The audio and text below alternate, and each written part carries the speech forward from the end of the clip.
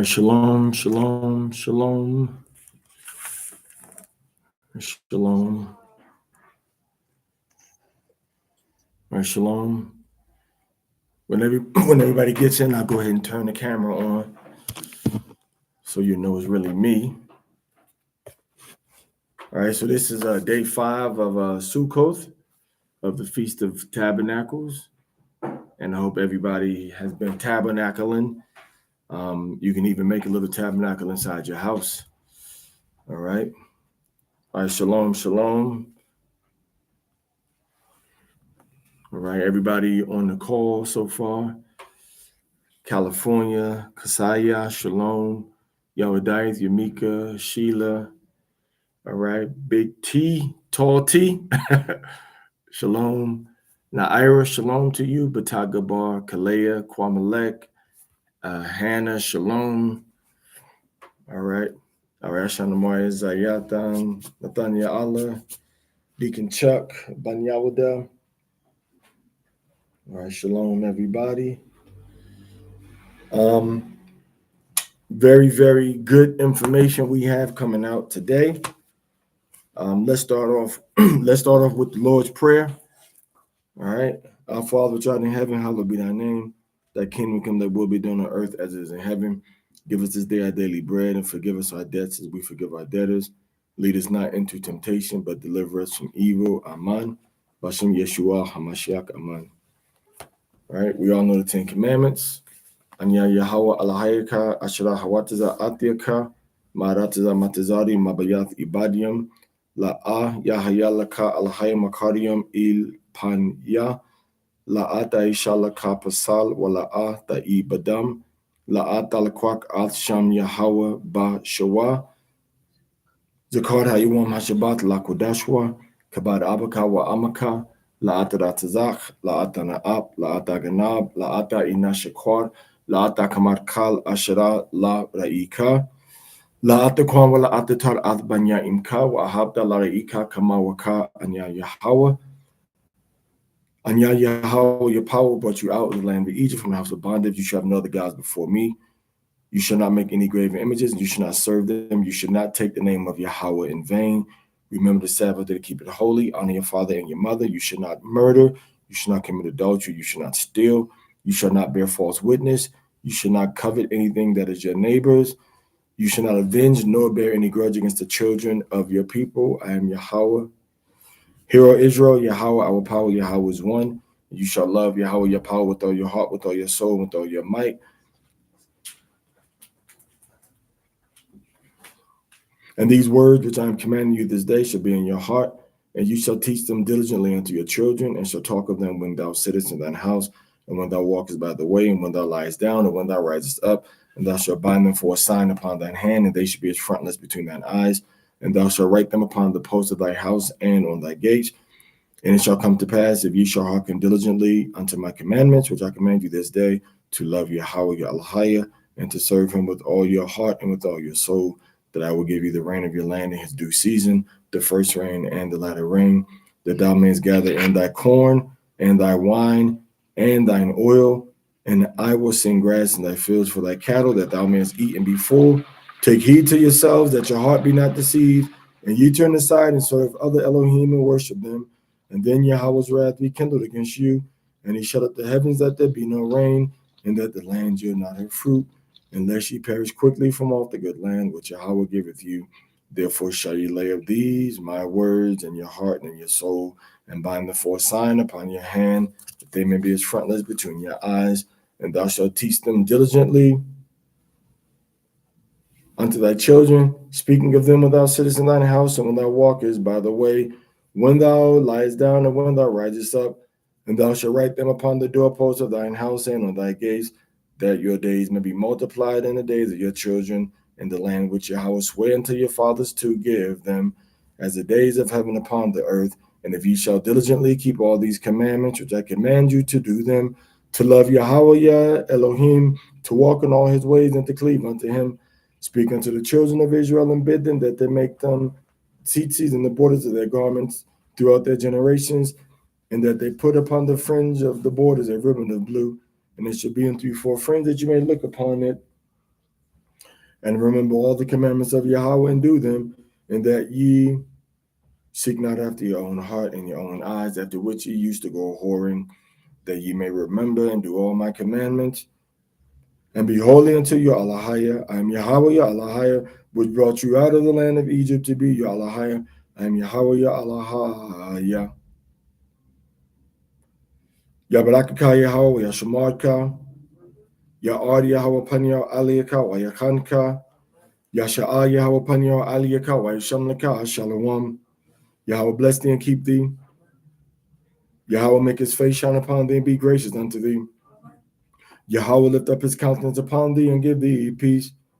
Our prayers have ended. May you, Yahweh, continue to bless and protect us in your everlasting mercy. Bashem Yeshua HaMashiach. Amen. All right.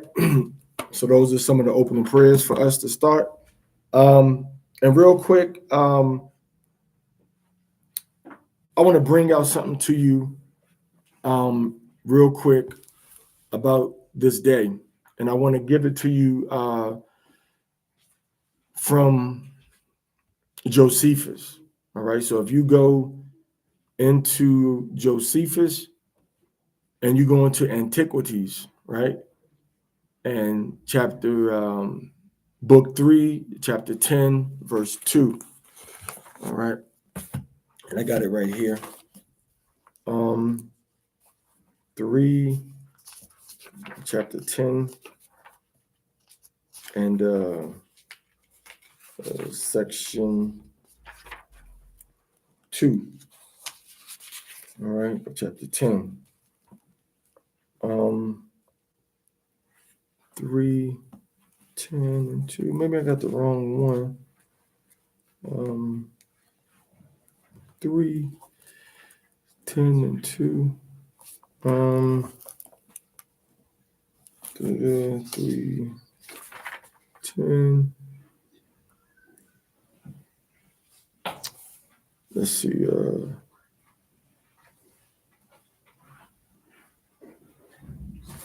This one Josephus is talking about. He's talking about the festivals, and in book 3 of Antiquities of the Jews, and chapter 10 of book 3, and section 4 of chapter 10 of book 3. Right, long sleeve socks. So it says, upon the 15th day of the same month, when the seasons of the year is changing for winter, the law enjoins us to pitch tabernacles, pitch tabernacles in every one of our houses, so that we preserve ourselves from the cold of that time of the year, and also that when we should arrive in our own country and come to that city which we should have then for our metropolis, being of the temple therein to be built, and keep a festival for 8 days. All right.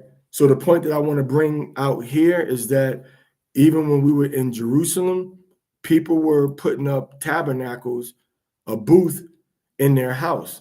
It's just a temporary covered structure.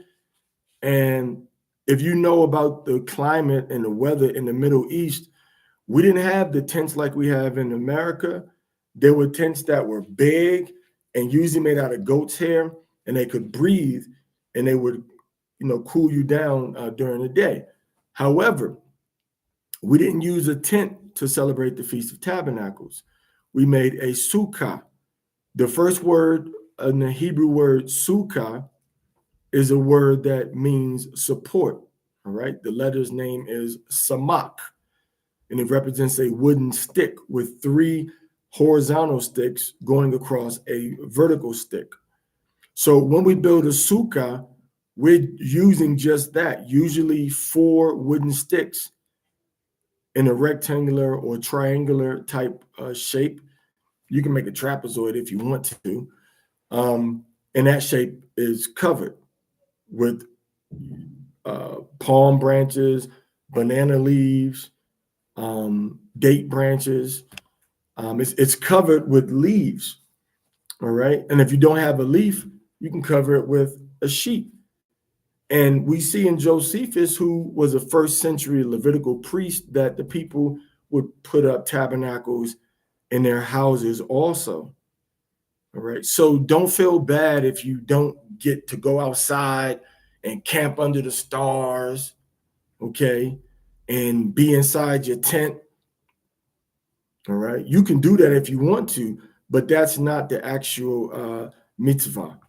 The mitzvah is for you to erect a temporary structure, which was made out of wood and have a covering on it. And you can do it outside. You can do it on your roof. Okay. You can do it outside. You can do it on your roof, or you can do it inside of your house. You can do it in any of those places. Okay. Um, and also, when we go into the book of Nehemiah, if you can go with me there, because some of you may be feeling sad or feeling down because your Target tent or your Dick's Sporting Goods tent or your Walmart tent is not really giving you the cooperation that you want. All right. It's not too late. You can go to Walmart. You can go to Home Depot, get yourself 4 pieces of wood. Shoot, you can go to the thrift store and get you a $3 broom and use the 4 sticks from the broom. And you can make yourself a tent, a tabernacle rather.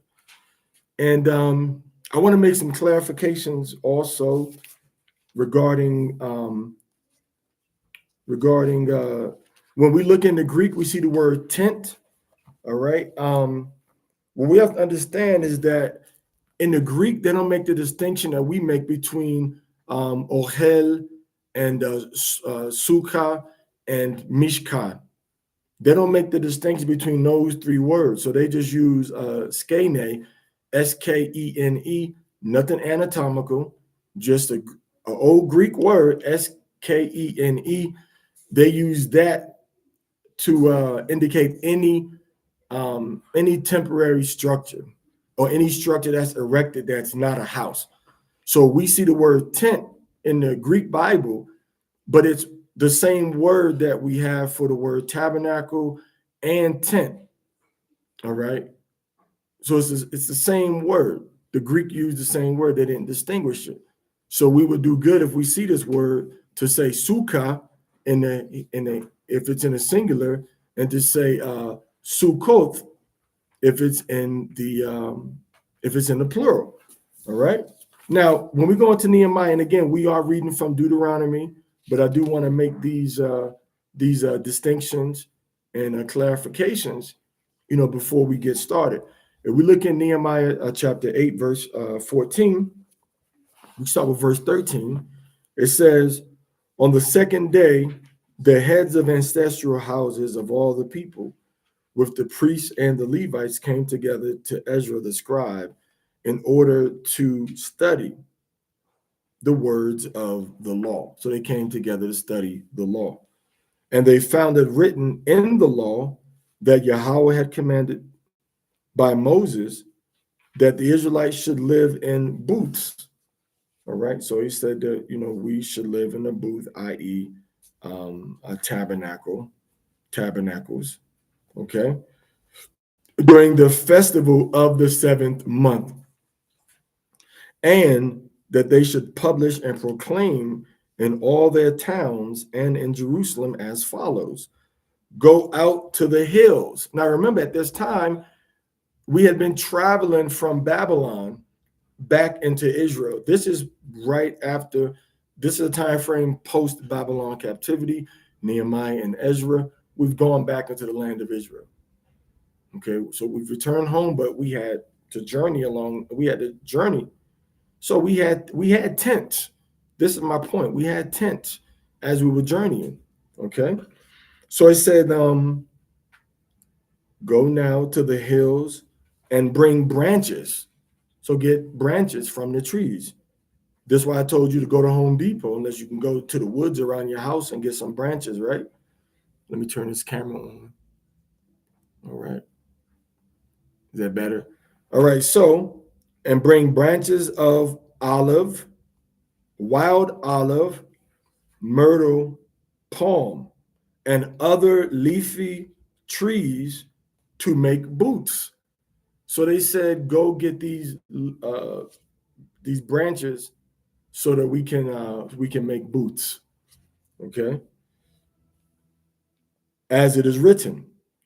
So the people went out and brought them and made boots for themselves, each on the roof of their houses, and in their courts, and in the courts of the house of Yahweh, and in the square of the water gate, in the square, and in the square of the gate of Ephraim,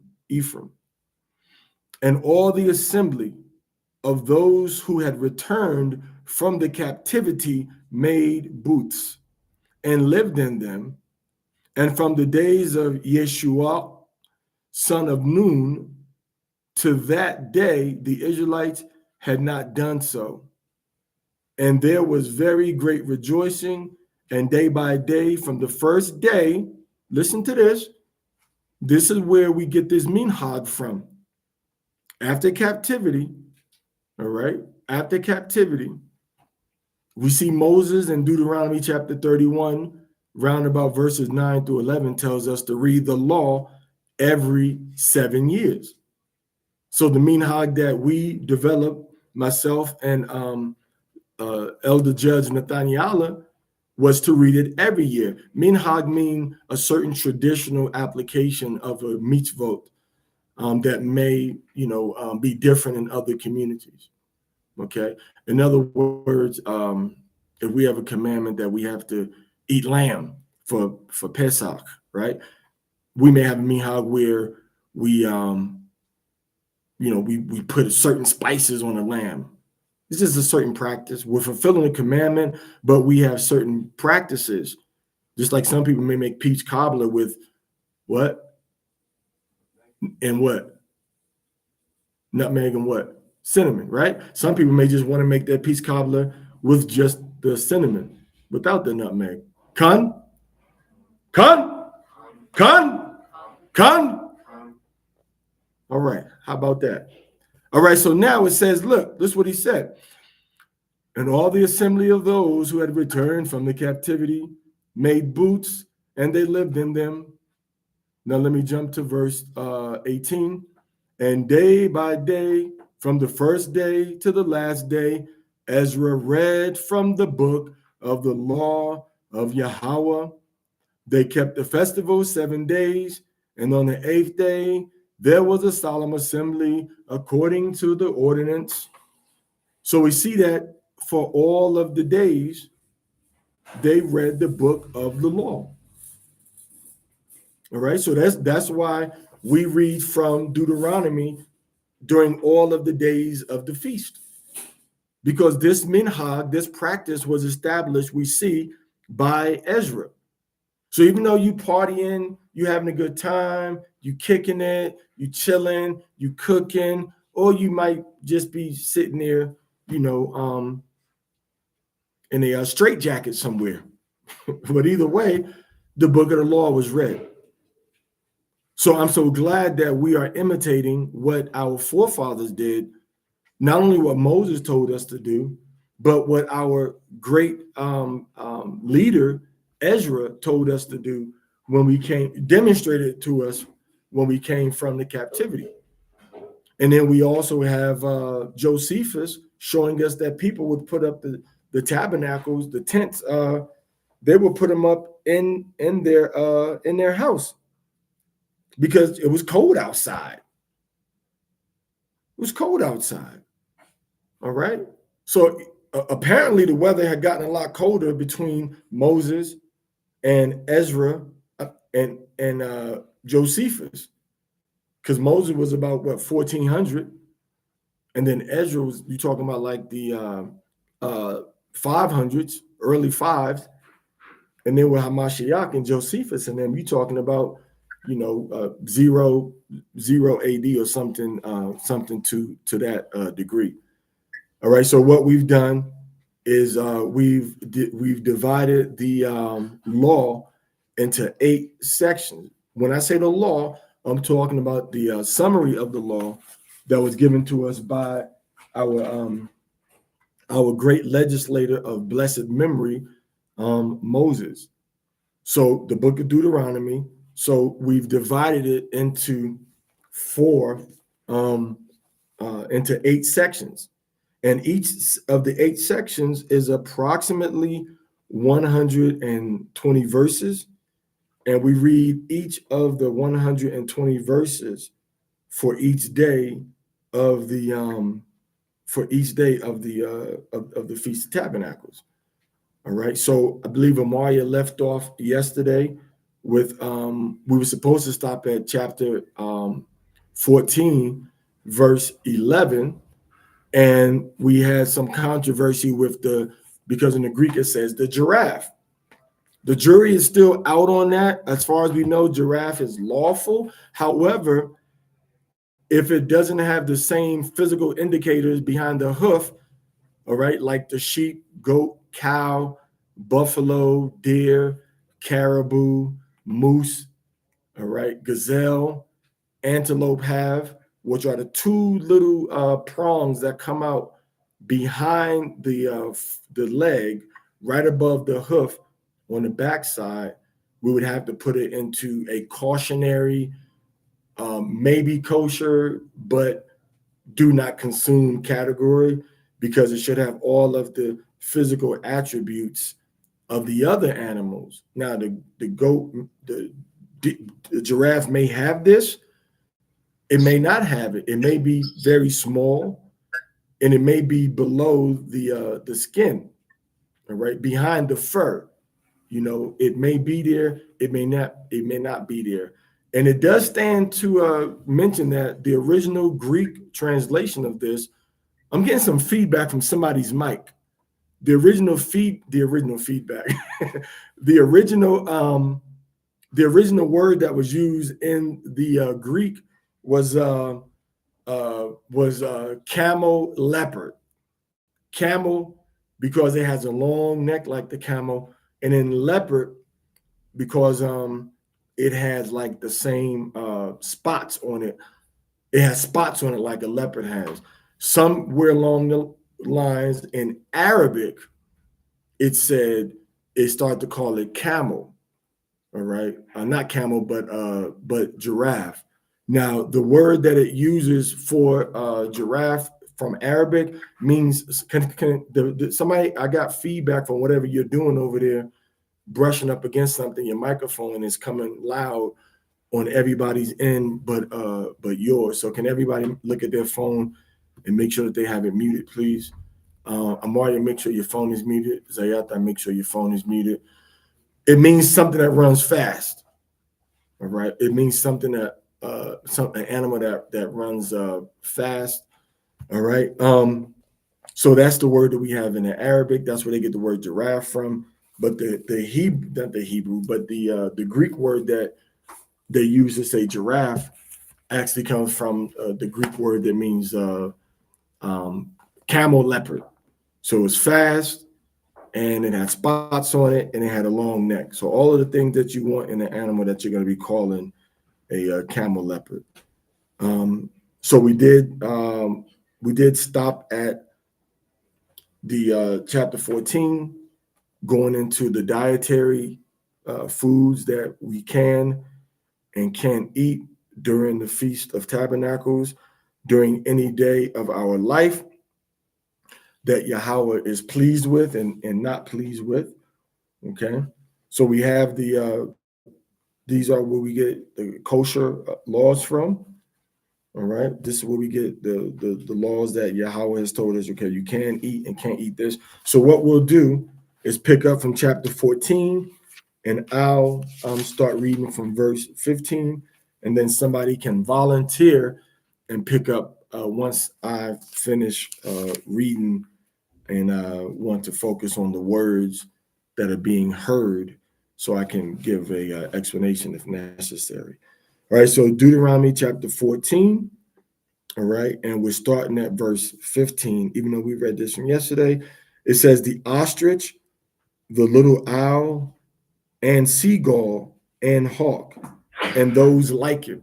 That means these animals and the things that are similar to them, and the things that have the same characteristics and the same species or subspecies as these animals.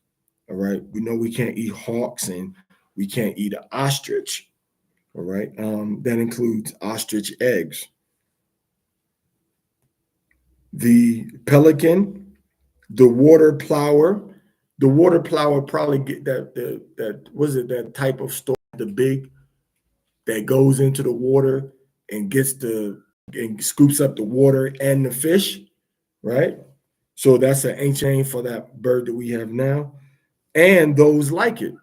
So it's talking about those that not necessarily in the same genus, but those that are in the same species, but the subcategories of these animals. So watch what birds you eat, okay? And um, it tells you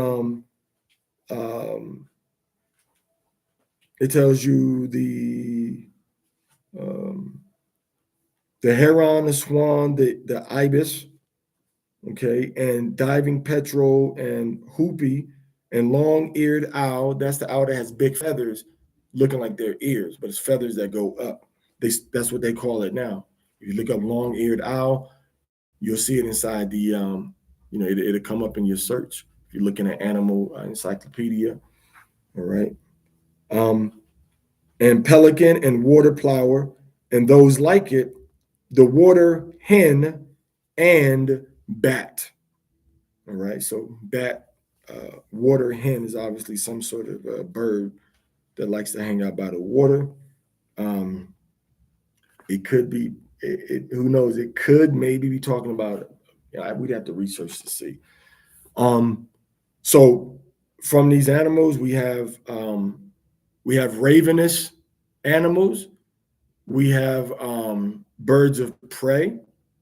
Okay, we have waterfowl, and we have two main categories: birds of prey and then waterfowl.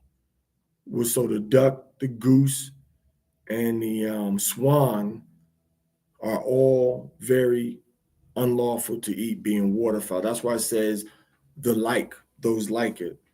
After its kind, it says in the King James Bible. All creeping ones of those that fly, these are unclean for you. You are not to eat from them. You shall eat any clean winged creature. So look at the characteristics that these animals have, and look at their feeding habits. And for the most part, they're not.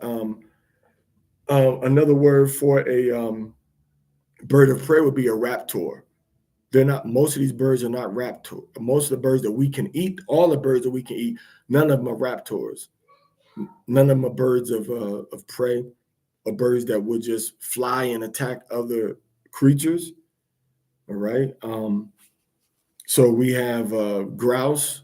If you want to get into the different names, we have the pheasant day or pheasant die. We have the columbi, and we have the passerine categories, which is the songbirds, the birds that look like the doves, the songbirds, and then the birds that look like the pheasant that just kind of just go and just eating on the ground, and people want to kill them, like quail, pheasant, the grouse, the jungle fowl that we know now as a chicken, turkeys. A lot of them are short distance birds, aren't major migrators, but they do, and they fly in big, large packs. A lot of them, like the dove and like the sparrows. Even though crows may be known to fly in a pack also, but a lot of these are solitary birds, birds that don't really hang out in big crews. So pigeon's lawful, dove is lawful, grouse is lawful, chicken is lawful, and turkey is lawful, pheasant is lawful, quail, Cornish hen, which is a small type of chicken, that's lawful also. Um, all right, verse 20. And you should not eat any carcass. It shall be given to the resident alien in your cities, and he will eat or you shall sell to a stranger, for you are a people holy to Yahweh your God. So an animal that dies of itself, we're not supposed to eat. All right. Which means that an animal is supposed to be slaughtered. So some of the meat that you may get, people they just examine it. They don't kill it. It may have just died of whatever reason, could have broke a leg or something and just died, got overlooked, and then they just take that up and chop the meat up. As long as there's no infections in it, it passes the United States Department of Agriculture standards, and they ship it to the grocery stores, Kroger's, Myers, Safeway, Food Lion, PaySmart, Walmart. Did I say Walmart already? All right, so they just pass it, Giant Eagle, Marks. So they pass it to all of the different A&P food markets, and we get it. So a lot of the meat that we get may be in violation of this. We're not supposed to eat animals that have just died of their own. That's why you get yourself some good New Zealand. You can go to, and I suggest everybody to get a subscription, a membership, which is free. You just need to have an EIN and go to a Restaurant Depot in your cities. You can get bulk food at below retail price. And usually a lot of the meat you get is raised under strict standards. A lot of the sheep and the lamb comes from Australia. And then you go to some of the African markets, they get their food locally from suppliers and they bring it to their people. All right. And they sell it inside the African food markets, the Pakistani food markets, the Arab food markets. And they kill an animal and then they go to the back and they have a freezer and they cut it up for you. So you don't have to, and sometimes it's the same price, if not sometimes cheaper than the price you're going to pay at grocery stores. Definitely the lamb is going to be cheaper than what you'll pay at a grocery store, and they'll give you the same cuts of meat. We used to be able to get a lamb for maybe about between $150, $200, $225, depending on what it was like that season. And this is when I was in Columbus. All right. Then we came down here. I think we even recently we were paying what, like 2,000 pesos for lamb, which is $100, which is a lot cheaper. All right, which is a lot cheaper here. And we live in the lamb region. They grow lamb here. They use the lamb fur. They make shirts and skirts out of it. All right. But don't try to make sure that your food is locally sourced. And you know where it comes from. Even if you got to stop eating beef, you can eat lamb locally. Every city in America has people on the outskirts that are raising, growing, and selling lamb. So think about that, right? Now, you shall not boil a lamb in its mother's milk. That's it. There's nothing about cheeseburgers or hamburgers being mixed together or yogurt and meat. Don't take a lamb or a baby animal like a calf or a kid of a goat or a lamb from a sheep. Don't take that animal and boil it in its mother's milk. Okay. Next verse 22, 21 or 22. You shall tithe a tithe of all the yield of your seed,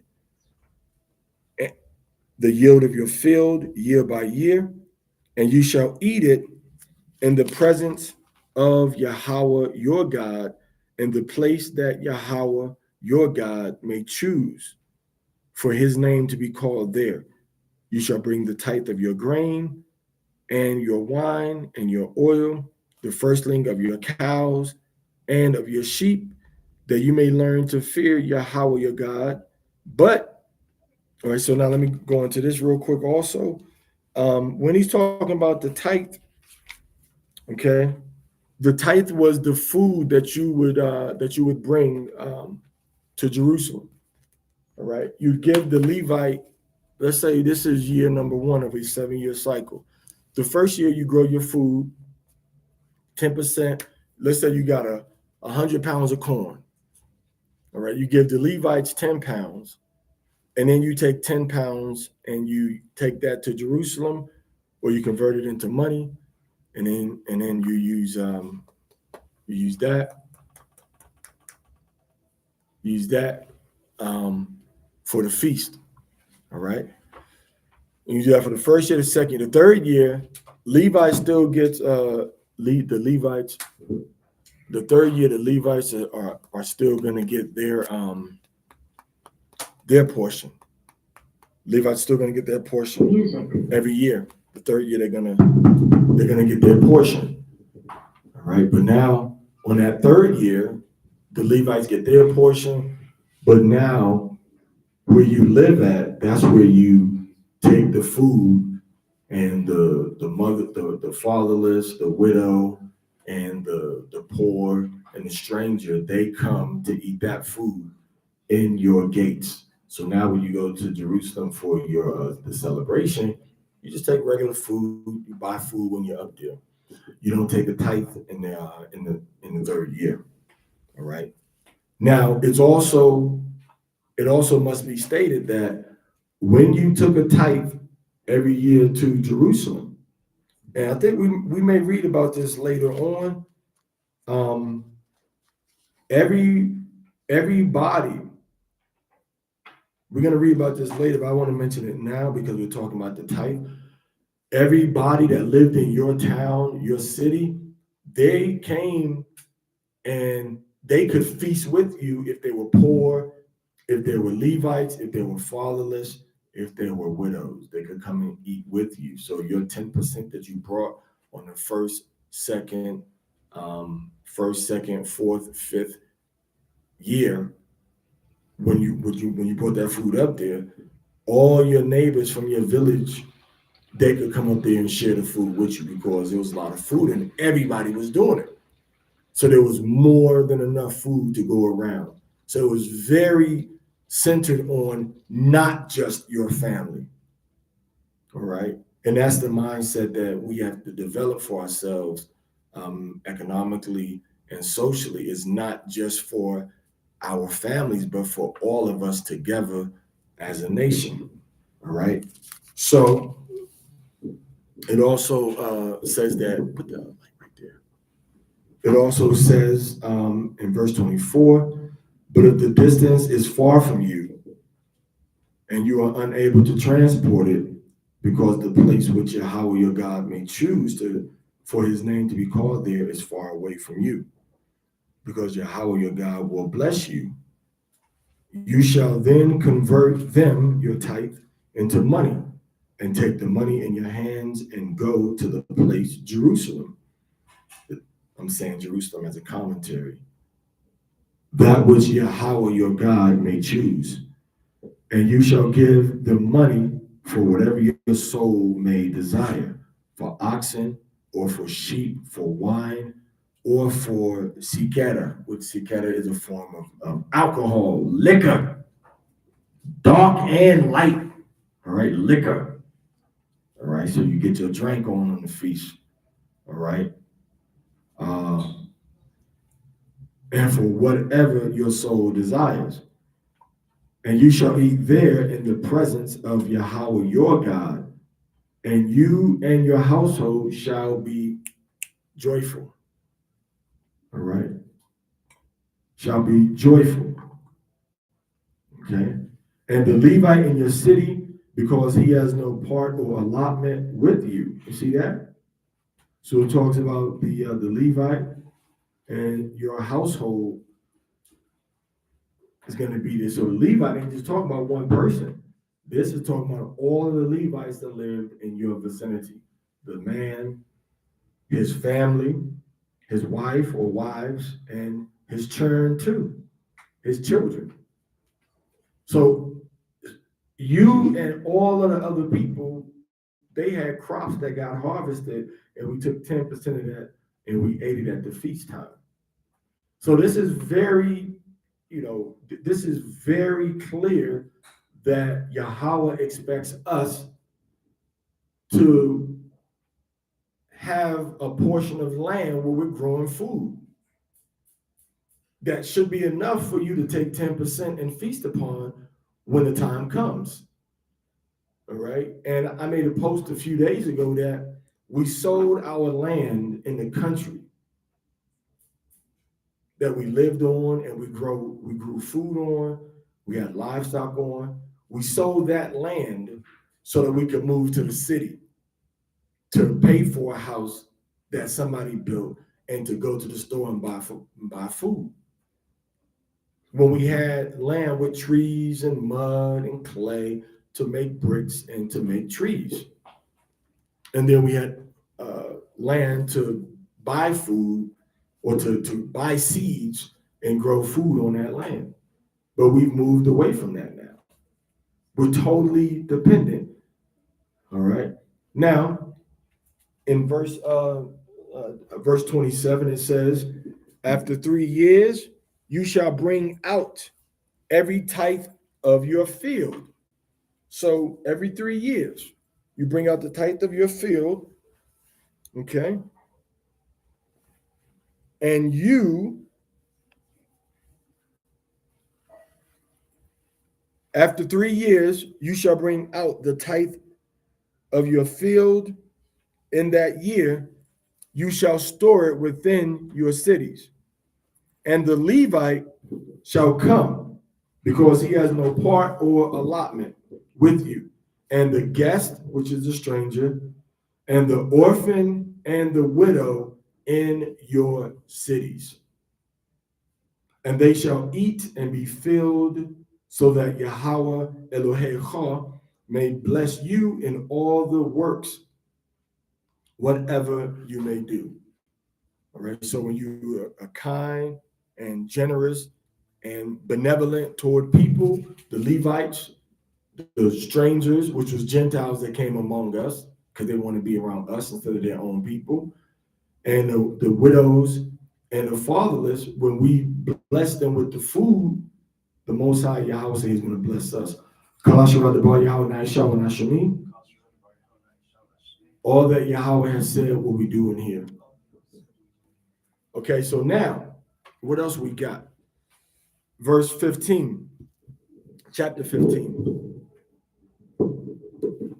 It tells us, through 7 years you shall make a remission.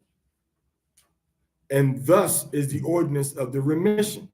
You shall remit every personal debt which your neighbor owes you, and you shall not ask it back of your brother, because a remission to Yahweh Elohecha has been proclaimed. So every 7 years, all debts are canceled. Every 7 years, you don't have to pay back the debts that you owe people. And that also meant you had to be considerate and not take advantage of people, because that 7th year was coming. So you had 7 years to pay off the debt. All right. And what this seems like it would be, a lot, make the financial structure a lot easier, because you don't have a lot of long-term debt. Now, on the same token, you could lease property for 50 years, actually 49 years, and the 50th year you would let it would go back to its owner. 7 sets of this right here, 7 sets of remission, and then on that 50th year, the land would return back to the owner. Okay. You shall remit every personal debt. All right. You shall remit every personal debt which your neighbor owes you, and you shall not ask it back of your brother, because the remission of Yahweh your power has been proclaimed.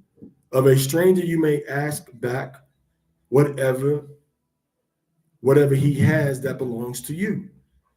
To your brother you must make a release of the debt to you. So this again showing you that the Gentiles were living among us, and they didn't have the same preference when it came to debt collection.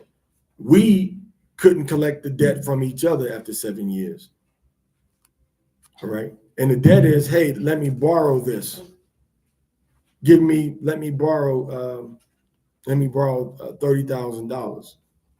And of course, you divide that 30,000 and pay back 5,000 a year. And you have to conclude that. And if you didn't conclude it, you could go to court and say, this brother had 6 years to pay me back this $30,000. He didn't pay it back to me. He's had the money. I see what he's doing in his own life, but he chose to overlook the debt that he had to his brother. He was quick to take, but slow to give it back out. Now you would go to the court and they would make you give up whatever you could give up to pay that debt that you had. In other words, you couldn't juice and milk the system, wait 7 years and only pay the person back $3,000. And then in that 30th, that 7th year, oh well, I owe him $47,000, but I'm not going to pay it back. No, it didn't work that way. All right. It didn't work that way. All right, so now it says, for there will be no one in need among you, because by the blessing of Yahweh your power will bless you in the land that Yahweh your power is giving you as an allotment to inherit it. So you'll be able to pay all your debts. But if by hearing you listen to the voice of Yahweh your power, by keeping and doing all these commandments which I command you today, because Yahweh your power has blessed you, as he said to you, you will even lend to many nations, but you will not borrow, and you will rule over many nations, but they will not rule over you. So we're going to have both administrative, governmental, and economic superiority over the other nations. And we can taste a little bit of this now if we were structured and organized better. Certain Israelite countries can taste of this, maybe someplace like where a lot of Israelites live in, like Bermuda or Barbados, Trinidad, Argentina. They can taste a little bit of this, but not totally. This is talking about we're going to have this impact on all of the nations, okay? Now, if there is among you any one of your brothers in need in one of your cities within your land that Yahweh your power is giving you, you shall not rid your heart of love, neither shall you close up your hand from your needy brother. By opening, you shall open your hand to him. You shall lend a loan to him, whatever he may need, in accord with what he needs. All right, so somebody's in need, not want. Somebody's in need. All right. So you help fill that need. All right. When they're in need, but they have to still be working toward self-sufficiency. They can't just say, I'm in need, so gimme, gimme, gimme, gimme. Nah. Okay. We have to be able to have, you have to put yourself in a position to fulfill this mitzvah also. You can't just look at this and be like, I'm the person that's in need. No, that's not a righteous heart. You got to be the person that's trying to be in a position to help somebody instead of always trying to use the scriptures to your advantage, saying, well, help me because I'm in need. The scripture says, help me. Now the scripture says, you shall help. All right. That's why the scriptures talk about it's a better aspect or angle for you personally if you are in a position to give to somebody, as opposed to always being in a position trying to receive from people. All right. Be careful to yourself, lest the secret word in your heart, something lawless, say, the 7th year, a year of release, is near, and your eye be evil toward your needy brother, and you will not give to him, and he will cry out to Yahweh against you, and it will be for you a great sin. A great sin. Giving you shall give to him, and you shall lend him alone whatever he needs, and you shall not be grieved in your heart when you give to him, because through this Yahweh your God will bless you in all your works, and in all to which you may put your hand, for the needy shall not fail from the earth, I therefore command you to do this thing, saying, by opening, you shall open your hand to your brother who is poor, and to the needy in your hand. Now, remember also in this context, we're working as a nation. It's not just you 3,000, 8,000 miles away saying, hey, send me this, I need this, send me that. No, this is us working as a community. So we know you, we see you, and you've not been able to advance. But this is not talking about, you going to sit by the Jordan River all day and then getting up saying, hey man, I need some food. This is a community working together, and we see you.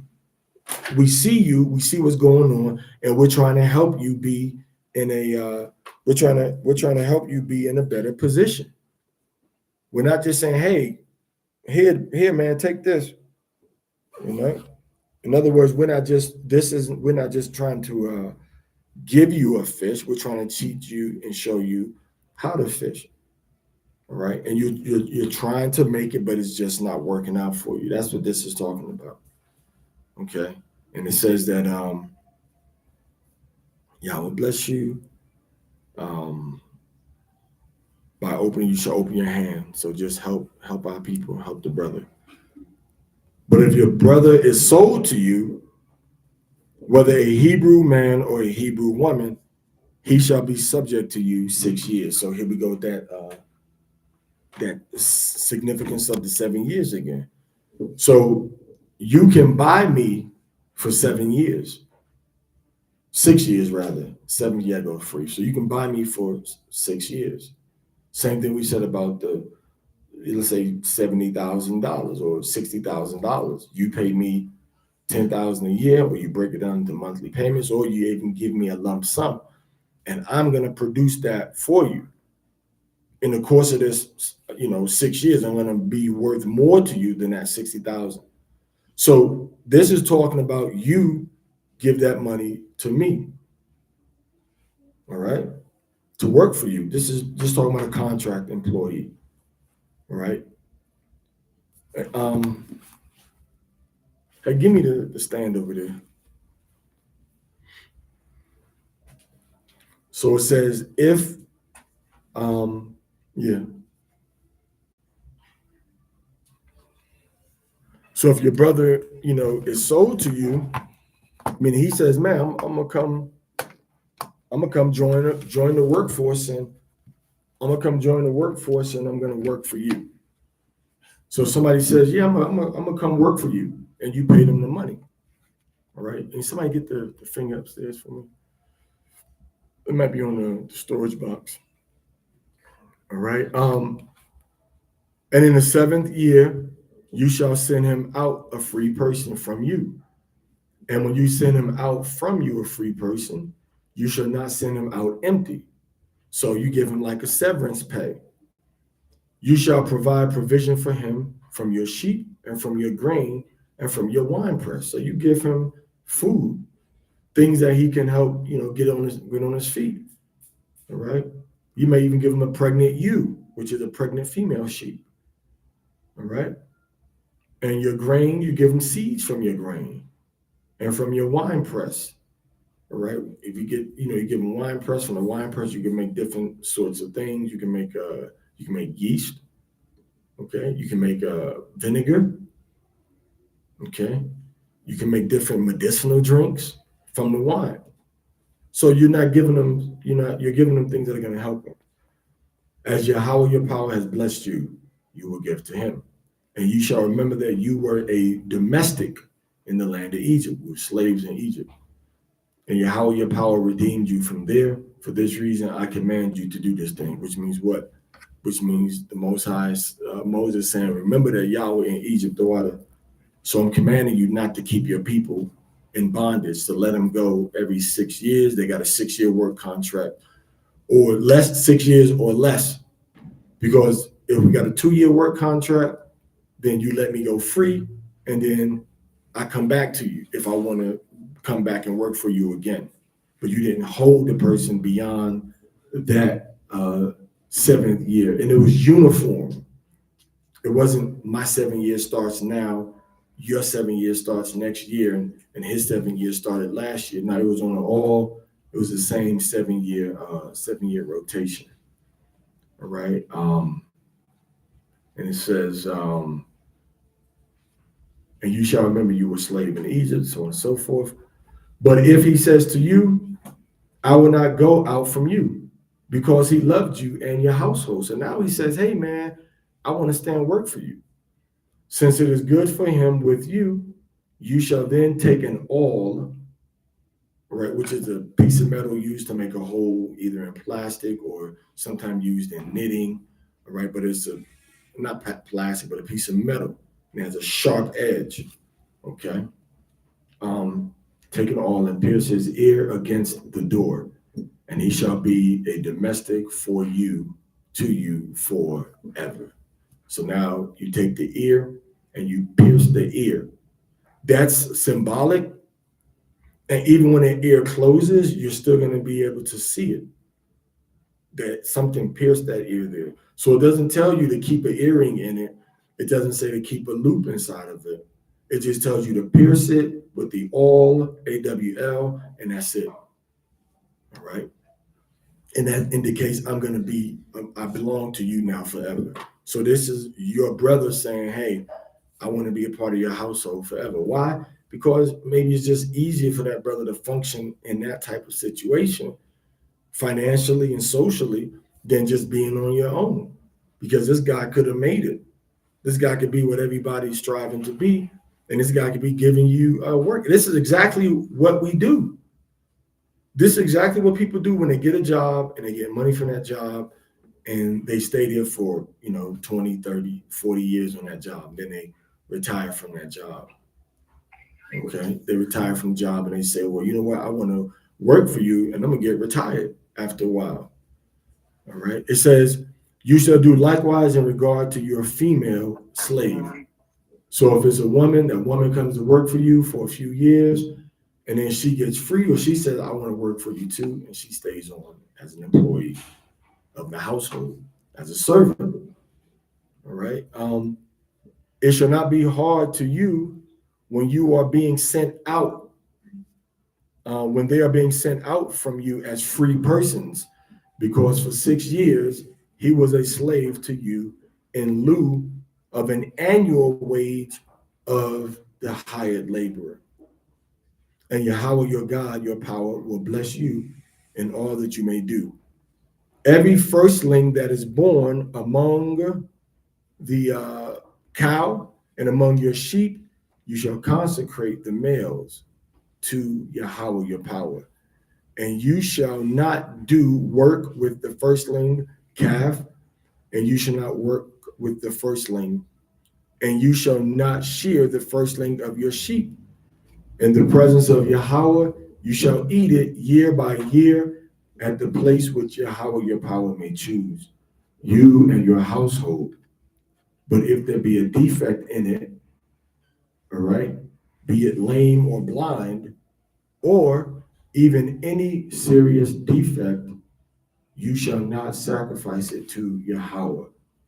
Within your cities, you shall eat it. The unclean and the clean alike shall eat, like gazelle or deer, but its blood you shall not eat. You shall pour it out uh, on the ground like water. Now, it bears to mention here that there's two things going on with this firstling, because not only are you eating it at Jerusalem, typically for like a feast or something, but remember, you also have to give of the Levite a portion of that firstling. Okay, so it's two sections we got here. We got the firstling that's okay, and the firstling that can you turn that volume up on this song? I gotta keep bringing it all the way up on my mouth. And you got the firstling that has a blemish. The firstling that's good. What happens with him is that you took him to Jerusalem, and the front right shoulder, you would give it to the Levite, and the stomach, you would give to the Levite, and the jaw, you would give to the Levite. Now, in the Middle East, this was considered to be a delicacy, especially the jaw and the stomach was considered to be a delicacy. People would put all types of food inside of it and stuff it and just let it cook slow for like 8, 9 hours, Kaya. And all the flavors just in there ruminating, just what you call it? Just soaking up all the flavor.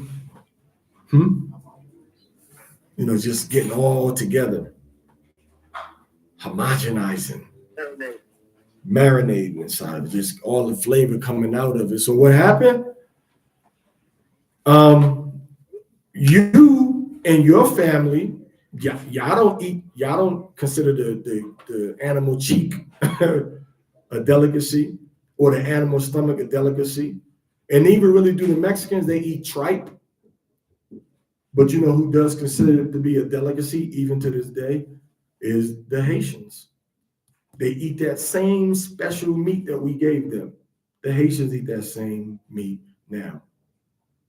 They take the stomach and make a nice delicate dish, and they'll take the jaw and make a nice delicate dish also. Now the shoulder, they cook that as a delicate dish too, but that's more common. But the Haitians to the day, they still take the jaw and the cheek of the animals, the sheep, the goat, the cow, and their stomachs too, and make some very nice, flavorful, delicate delicacies. All right. I've never not liked anything that a Haitian of Levite food, but nonetheless, it tells us also that if the animal has a blemish, you have to still sacrifice that animal and eat it, right? In your own gates, you couldn't take it to Jerusalem because of the blemish that in chapter 16. Observe the month of new things, which is Abib. And you can read about the Levite and what you gave them in Numbers chapter 18, round about verse 15 through 18. Numbers 18:15. All right. You can read about the portion that was given to them from all of the animals. Okay. Deuteronomy 16, or Kalash the Banya Yasharahla, all the Yahweh said what we're doing here. Okay, great. It says, observe the month of new things, and you shall perform the Pasach for Yahweh, your power. For in the month of new things, which is talking about Abib means something new that sprung forth, all right? You came out of Egypt by night. Now this shows you that the day begins at night, because Yahweh said that we came out of Egypt on the 15th day. But how can we come out on the 15th day if the 14th day we took the lamb to our house, and then Yahweh said, kill the lamb between the evenings. And then he said, you came out on the 15th day. But when we came out, it was nighttime. But it was still the 15th day. Let you see that we transitioned from the 14th to the 15th day, and the only thing that has changed was the sunset. You can read this in Exodus chapter 11 and verse 4, Exodus chapter 12 and 13, the first 4 verses of each chapter. It tells you we came out on the 15th of Abib. And if you go back and read it, you start from Exodus chapter 10, and you read about when we came out, you'll see we came out during the nighttime. A little after the Most High killed Pharaoh and them, the firstborn, Pharaoh and them's firstborn. He killed the firstborn babies, and then he waited. We got our stuff together, and then they said, y'all gotta go, and they pushed us out urgently. They pressed us to leave. So we came out at night, but that wasn't the 14th day. It has changed over to the 15th day. All right, so the day starts at the nighttime. And you shall sacrifice the Pasach for Yahweh, your power, sheep and cow at the place that Yahweh may choose. Okay, place that Yahweh may choose. Choose why? Choose for his name to be called there. And also, you may want to write down 1 Kings chapter 8, verse 29 through 30. 1 Kings chapter 8, verse 29 through 30. And 2 Chronicles chapter 6, verse 6. Because that tells you the place that Yahweh chose to set his name at, which is Jerusalem. Okay.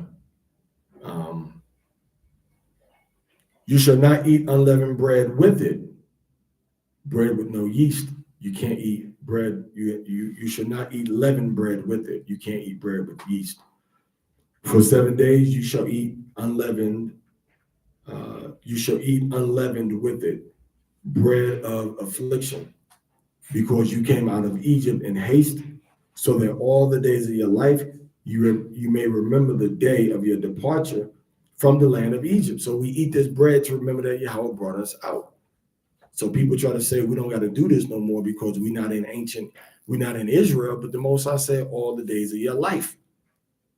Not only that, but he said as a memorial forever throughout your generations. What part of that means except for here in this time? Means what it says. Leaven, and this is what happens when you try to follow somebody based on personality, not based on halakha. Because somebody may have a very powerful personality, but be very ignorant and uneducated in the law. And remember, the Most High told you it's going to be those closest to you. What did the scripture say? And I think it was in chapter 13.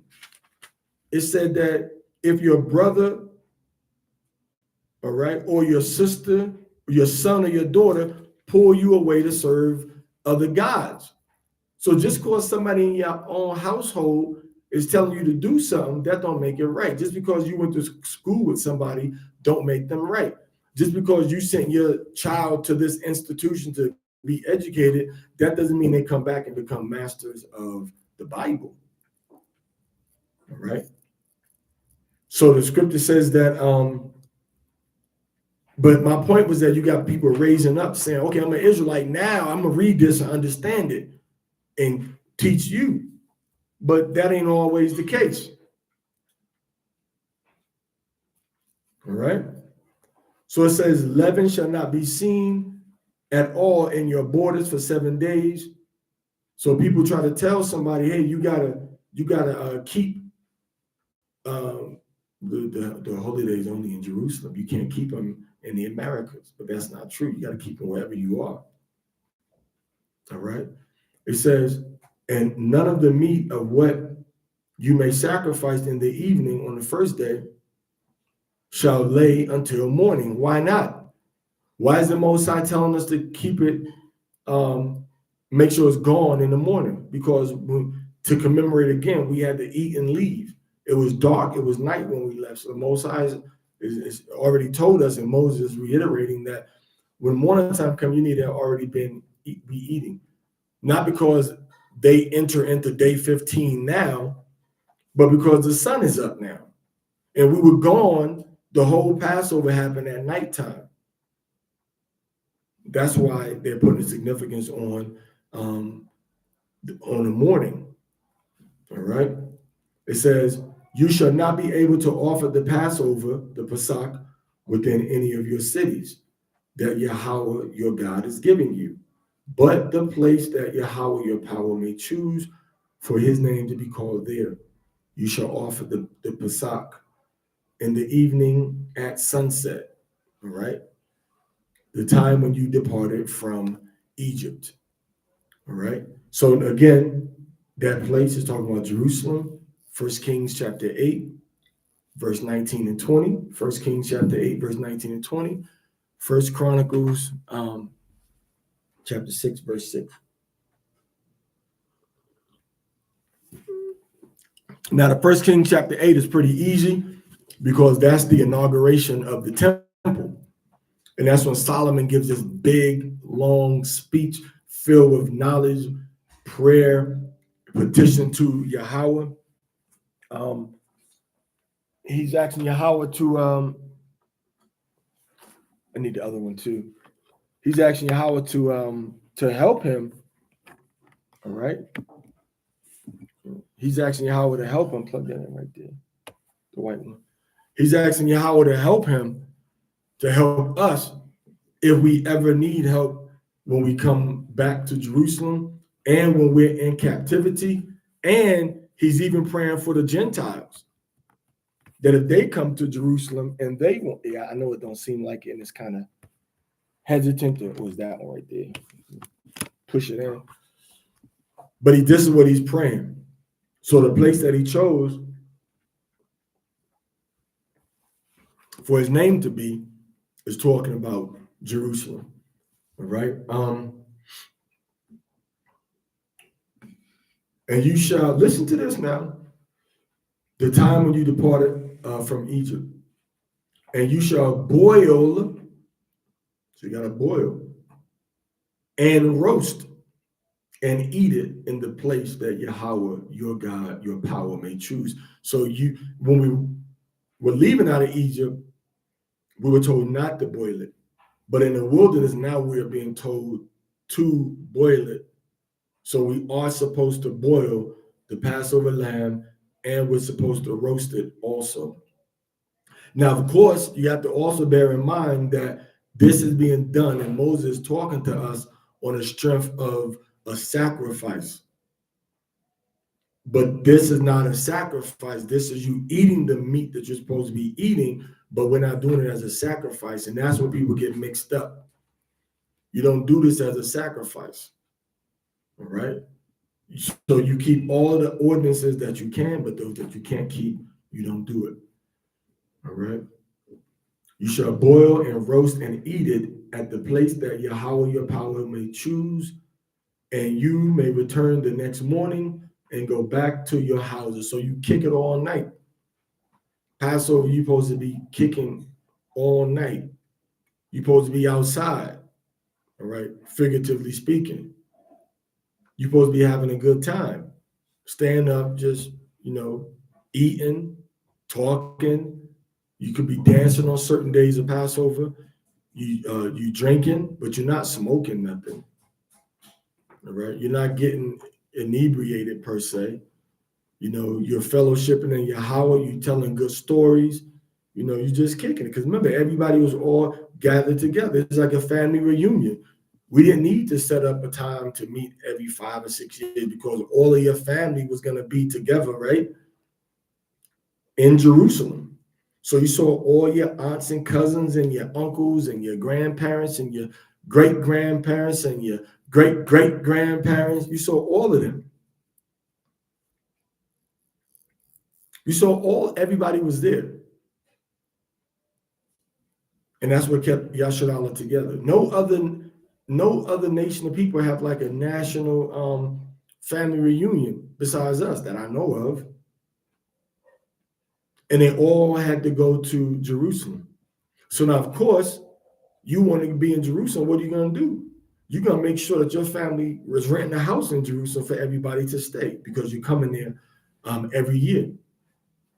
All right. So this is something that that strengthen our family union. All right. So, we should all be in the same general vicinity. You're having a problem with the brothers and the sisters and your family and your children and your wife and your husband because you're trying to, as they say, you're trying to go at it alone. And you got some few people. But oddly enough, just on this call right now, you got what? 1, 2, 3, 4. You got 4 people that are present on a call right now in the great state of Ohio, which is ground zero for Israel gathering together to build up the economic foundation that we need to grow as a nation. Specifically, Cleveland as the jump-off point. Why? Because economically right now, that's where you're able to get what we need the tools that we need financially, we can get them easier in Cleveland right now than in Cincinnati, than in Dayton, than in Columbus, the northern part of Ohio right now. All right, Cleveland, and then maybe in that area, the northern part, Cleveland, Warren, Youngstown, maybe Akron, maybe Elyria, maybe even I'm not going there personally, but maybe even Steubenville. All right. Well, you got some people from the Wu-Tang family out there too. But nonetheless, and if you have that set up, now you say, nah, brother, what you doing? No, we got a Passover happening every year in Ohio. You don't got to rent no hotel. We got rooms. You may have to pay a little something, because we didn't get it for free and we don't maintain it for free, or you may have just pavilions with indoor bathrooms and showers. And it may be the springtime. You may just set up your tent. You may come you may have an RV. But the point is that there needs to be something where Israelites can come to without breaking the bank, without breaking their pockets, without having to come up with all of this money. So some leadership, us, need to build and have a place for Israel to come to with pavilions, with a campground, with a covered shelter. And even if you got to do it at a public park where you pay $15 a night to come there, that's still better than paying $189 for the Airbnb. You see? And this is the lesson that we see inside the Torah. It shows us how to think cooperatively. And it gives us the tools of inspiration to make it happen on this side of the captivity, on this side of the Atlantic, on this side of the river of Egypt, okay? On this side of the Niger River. So we can do things similar, even though it's not exactly the same. Okay, so Moses says, in the morning time you return and you go back to your own houses. Now you've been out there, drinking a little bit. See, I'm gonna tell you, when you feel yourself starting to get nice when you're drinking alcohol, you stop. You stop. And then when you feel yourself, your buzz coming down and you're getting back to functioning normally, then you have another drink. Because it's going to creep up on you. So you don't just drink and then you drunk. You don't get drunk. You just stay nice. You don't get drunk. You stay nice. You stay nice. And you start to feel a little euphoric. You start to feel good. And then you just have the self-control to back up, to wheel up, ease up, selector. All right, so you just chill out now. And that's how you enjoy yourself righteously. The Most High didn't say don't drink liquor. The Most High is telling you in the verse I read, he's telling you, yeah, man, bring some liquor. What was that the siska, right? Right, that's the liquor that the Israelites drank when they were paying their tithe. All right, when they were paying their tithe, what chapter was that? We went over the siska, S-I, where is it at? It's that because they translated it siskera. Sikera. All right. That's in I think it says liquor. What does it say in chapter 14? Chapter 14, verse 25. What does it say? It says, and you shall give the money for whatever your soul lust after. That's what it says in the King James. It says for wine and for what?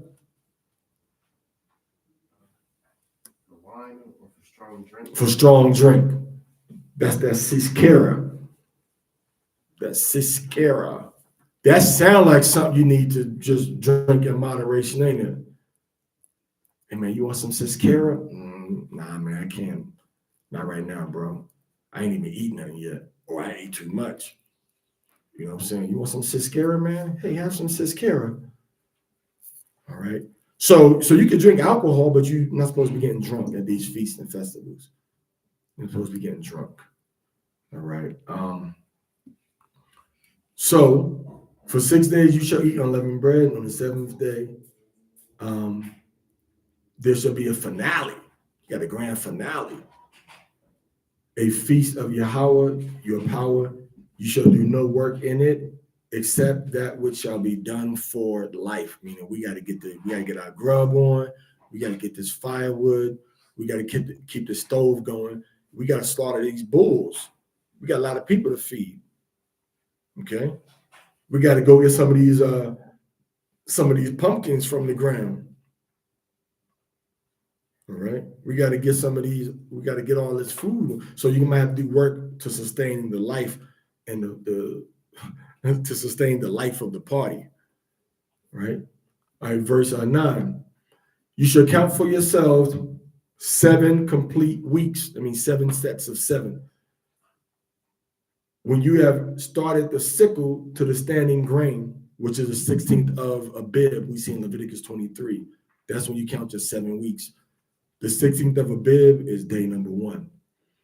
You shall begin to count 7 weeks, and you shall make a feast of weeks, which you call Shavuot, all right, or Shabbat, feast of weeks for Yahweh your power, according as the hand is able.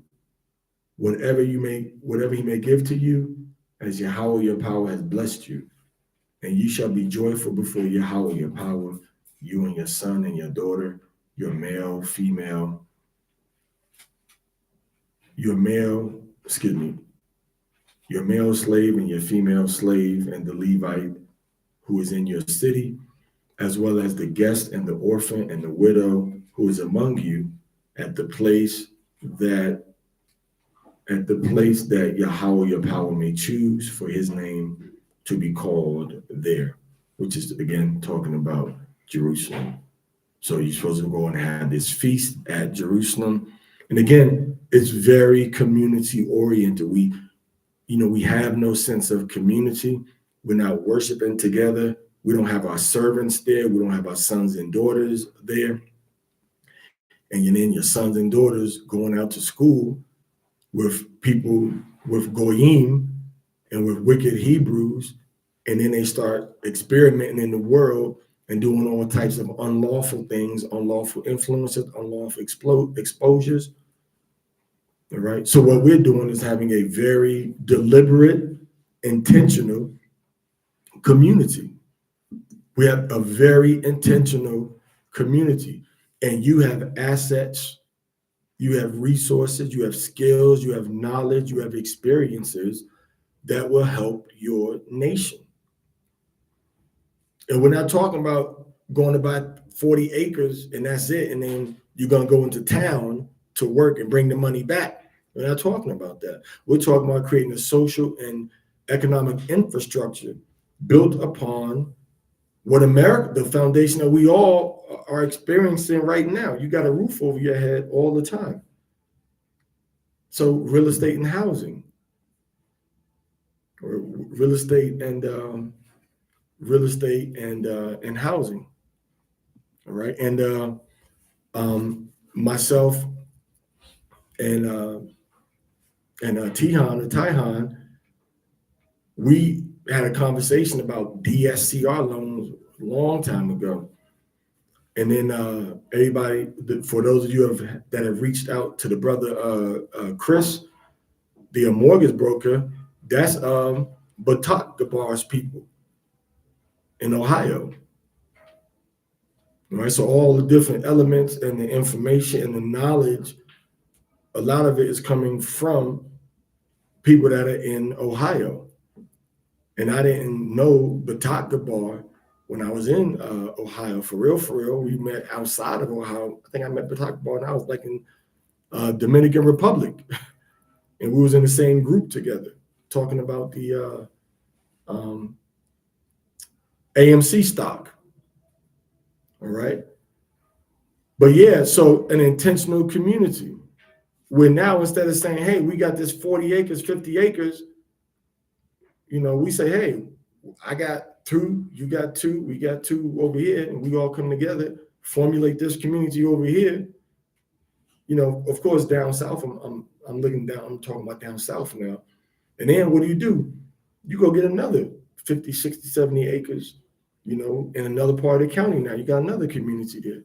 Before you know it, you got these communities that in the Bible we would call them villages. And some of these places, in biblical terms, we would call them cities with a lot of acreage. All right. So these are the things that we're pushing toward now, so that when you do have your servants, the widow, the orphan, where's the Hebrew widows at? The Hebrew orphans. So we have to have a community mindset and a community mentality and move together. And we have to try to put as much energy and focus in what we're doing collectively as we do in our own personal and private lives. But it has to be a central point of operation that you're working from. Because the way we're doing now, and I know that it ain't working.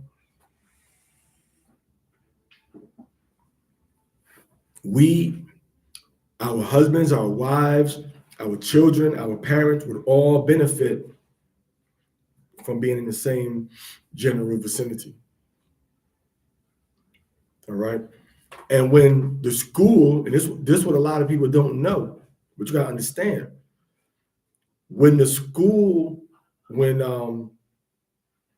Tazadakia and Shar and Ariyah and other brothers, when they actually tried to take over the school, and Masharah wasn't respected, and he went to 464, 126th Street.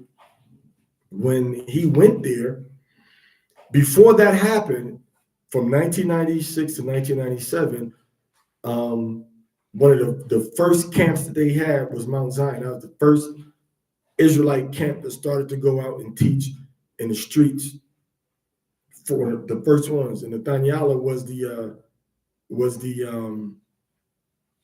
sergeant at arms. So when the split happened between those that wanted to be righteous, went with Masharah, and those that just wanted money and get more money, stay with Ariyah, those are the ones that stayed at 1 West 125th Street. Masharah left and had the house of David. This is 96, this is like 95, 96. Because that year, there was another Passover that we went to at, was it St. Mark's Ballroom? All right, St. Mark's Ballroom.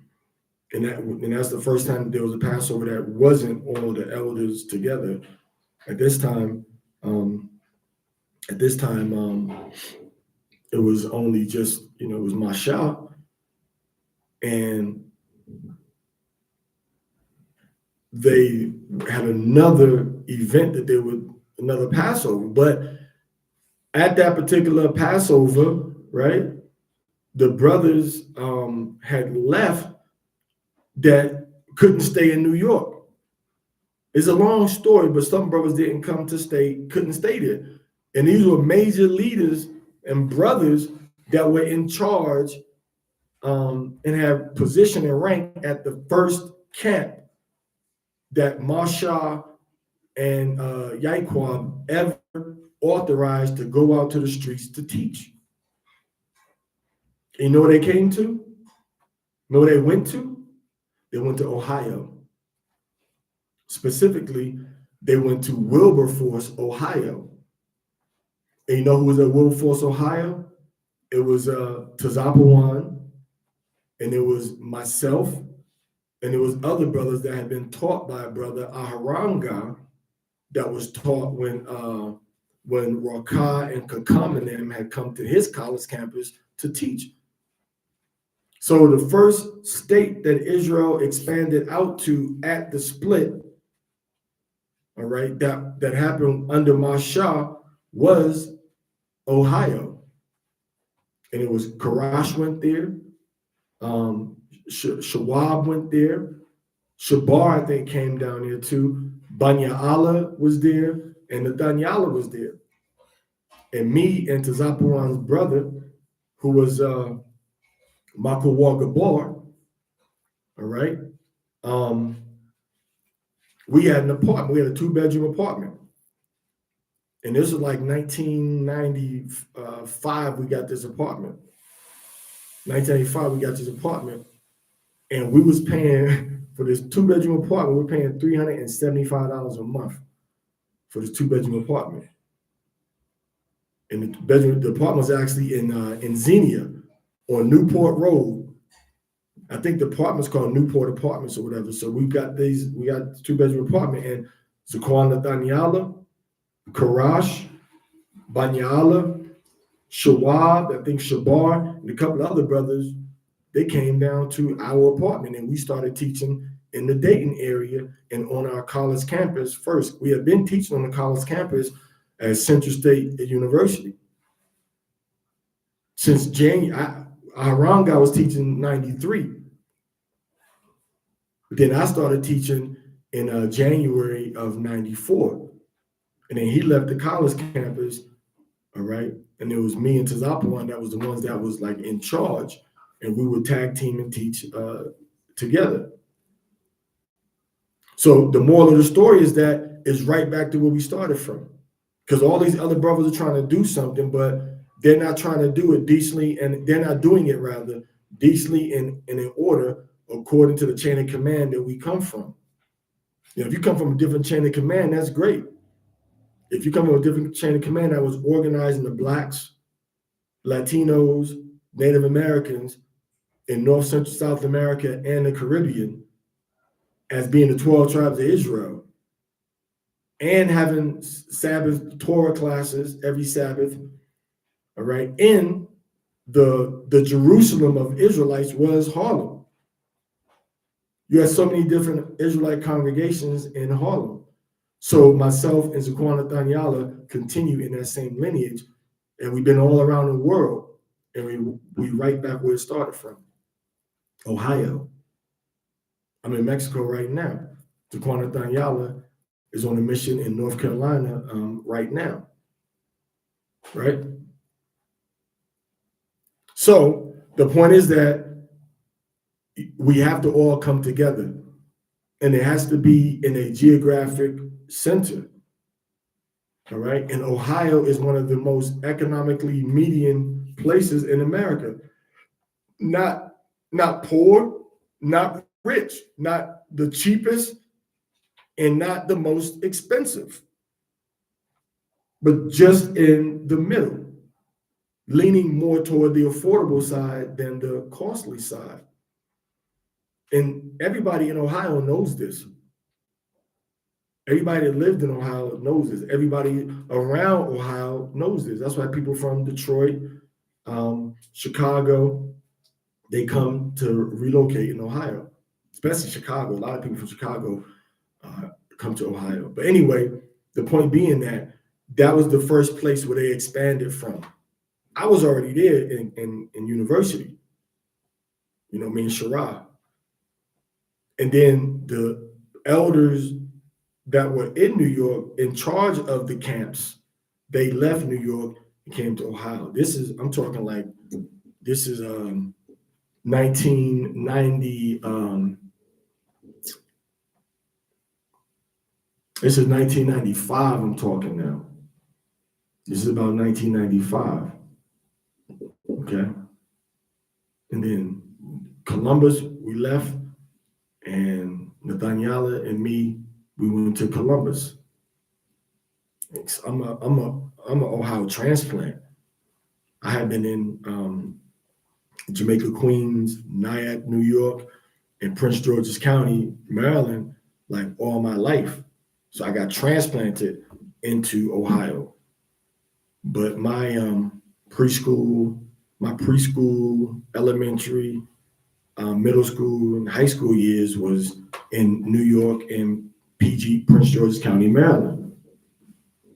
And then I went to finish high school in Ohio, in Cleveland. Then went to college at Central State University, right outside of Dayton. And then from there, went to Columbus. All right. And when you get into Columbus, you understand that that's one of the most, easiest cities to navigate, get around in, and unfortunately get shot. I got shot for the first time in Ohio too, in Columbus specifically. You know what I'm saying? So it ain't sweet. It ain't soft and sweet. Ohio is not soft and sweet. You know what I'm saying? From north to south, all them cities got the same urban problems.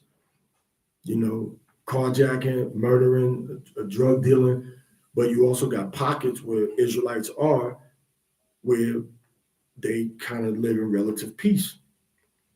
You got pockets in all of these cities. All right. So when you read about these feasts, it talks about all the different people in the community. They all were coming together. So Israel needs a central point to come together and stop trying to be divided and separate, and you're going to have to make a sacrifice. Like I said, we've lived all around the world.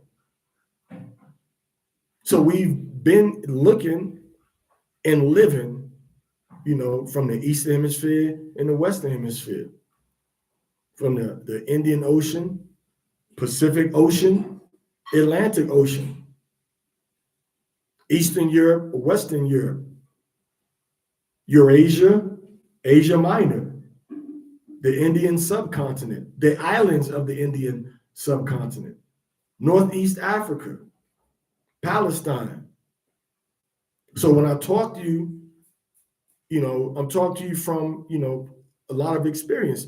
I tell you something, the first time that we were ever able to keep Passover cohesively for all 7 days was when we went to Jerusalem. All right. Different brothers was there. Different brothers from Virgin Island. The brother Yakanan came out too. A brother from Ohio came out. A brother from Chicago was there with us. Myself and Zakwana Thanyala and my sons. Several sisters came out, were there also. All right. But we did all 7 days together from this one central location in Jerusalem. Now, we also did that in Ohio. And we would get the lamb, and then different brothers would cook some of the lamb every day at their house. So everybody would meet up at this brother's house or this family's house for every day of the feast. So we did it like that also. So we've always tried to maintain a sense of community and togetherness. And then what we would do when it wasn't the first day, when it wasn't a holy day of the feast, we would take the food that we cooked or whatever, we open the public. We open it, hey, y'all want to come into the building, and get some food, you can. You want a plate here, go a plate. And then we still, pass out different stuff, during the feast days. So we've always had a sense of community outside of just our house per se, or our building, but all Israel around us that's not in the truth also benefiting and being invited to come to come to the feast. All right.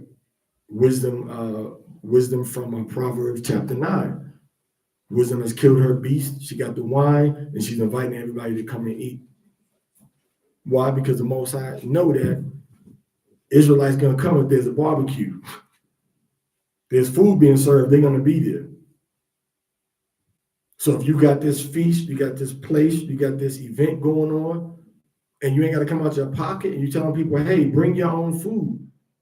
Bring your chicken thighs, bring your chicken breast, bring your steaks, or bring your grill.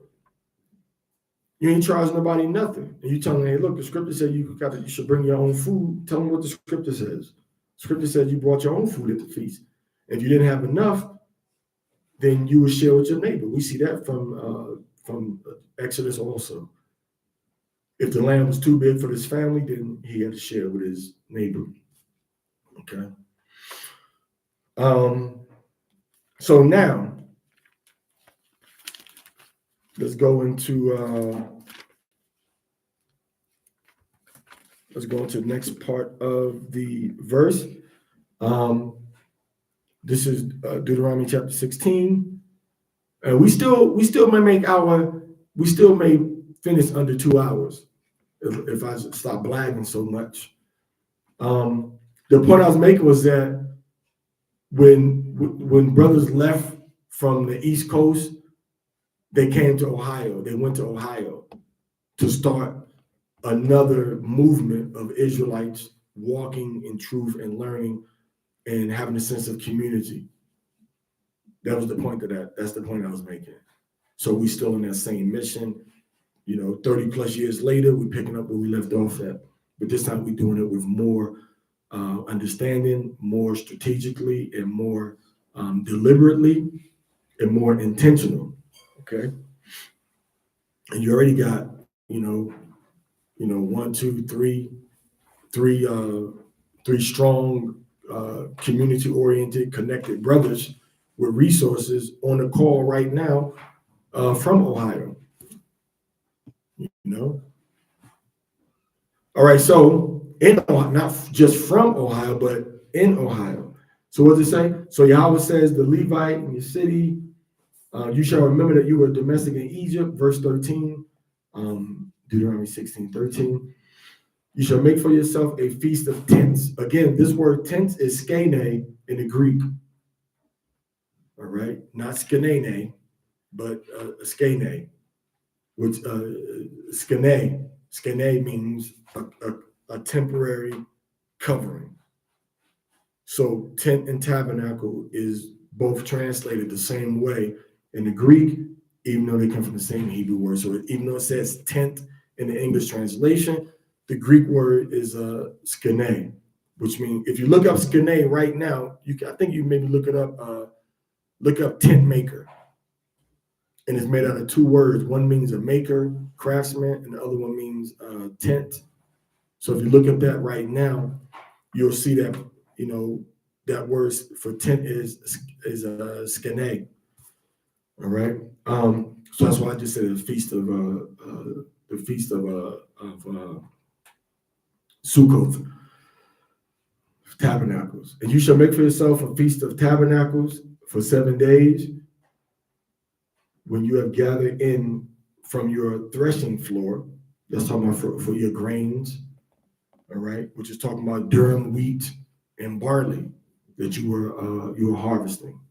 Other grains too, but those are the 2 main grains, a type of wheat and barley.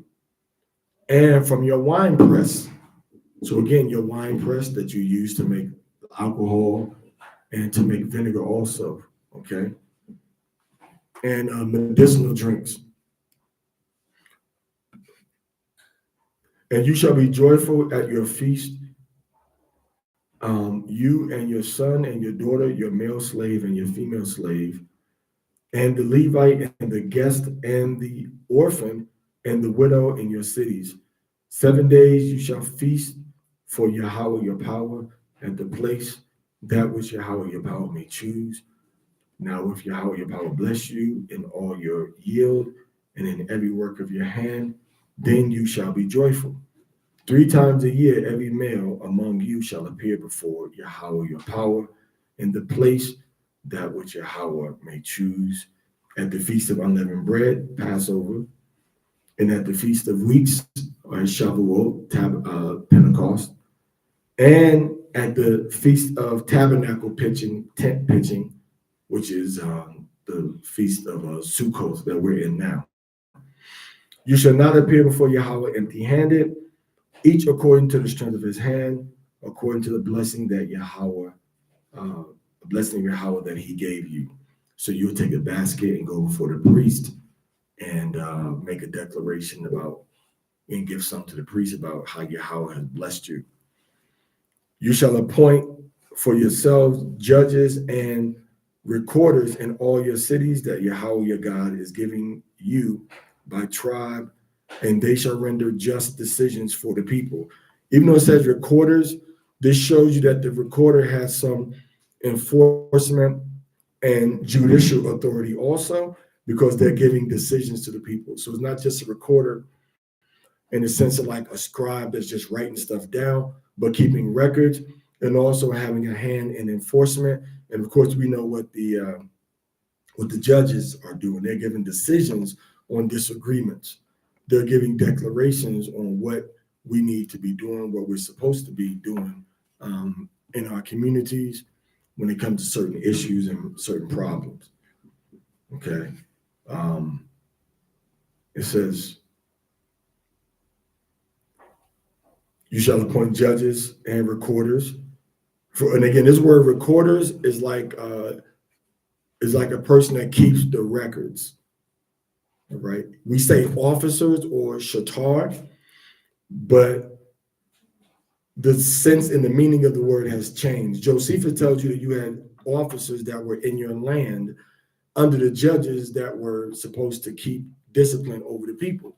And when you go into I believe it's Sirach chapter, is it chapter? Let me go to it. Sirach chapter,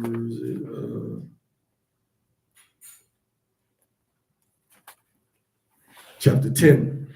It says, a wise magistrate educates his people, and the rule of an intelligent person is well ordered. As the people's judge is, so are his officials. All right. So the judge has officials working under him, and this judge will be more like like in an old West town. You got the justice of the peace. He's enforcing the law. He's looking over marriages, and he's in charge of the city too. And then he got deputies up under him. All right. You got people are deputies, and they're doing different jobs. All right. And it's sometimes it's administrative. You got to be able to administrate and be educated in the law and understand the Torah to do these jobs. All right.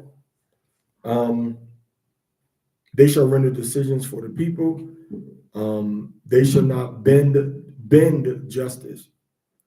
They shall not recognize or have respect of a person. Neither shall they take gifts, for gifts blind the eyes of the wise and nullify the words of the righteous. You shall pursue justice fairly, so that you may live. And when you have entered, you may inherit the land that Yahweh your power is giving you. You shall not plant for yourself a grove, any tree beside the altar of Yahweh your power, because people were worshiping and carving images in trees, which you shall make for yourself. You shall not set up for yourself a stele, which is like a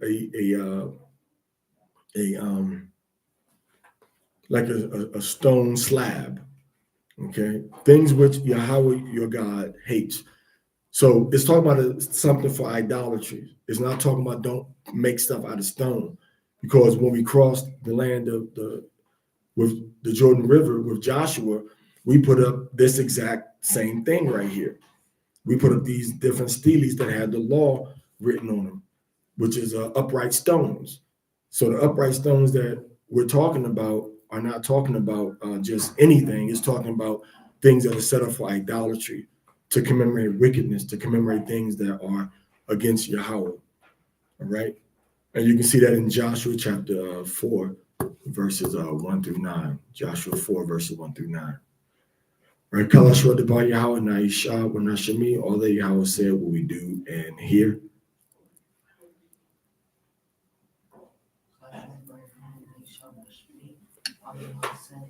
Okay, thank you. Chapter 17. You shall not sacrifice to Yahweh your God, your power, a calf or a sheep, that in which there is a defect, a blemish. anything wrong, for it is an abomination to Yahweh your power.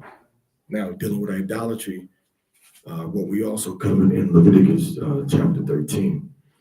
Your cities that Yahweh your power is giving you, a man or a woman, and having gone out, you should serve of the powers of the gods and do obeisance to them, whether the sun or the moon or any of what belongs to the adornment of the sky, which I have not ordered.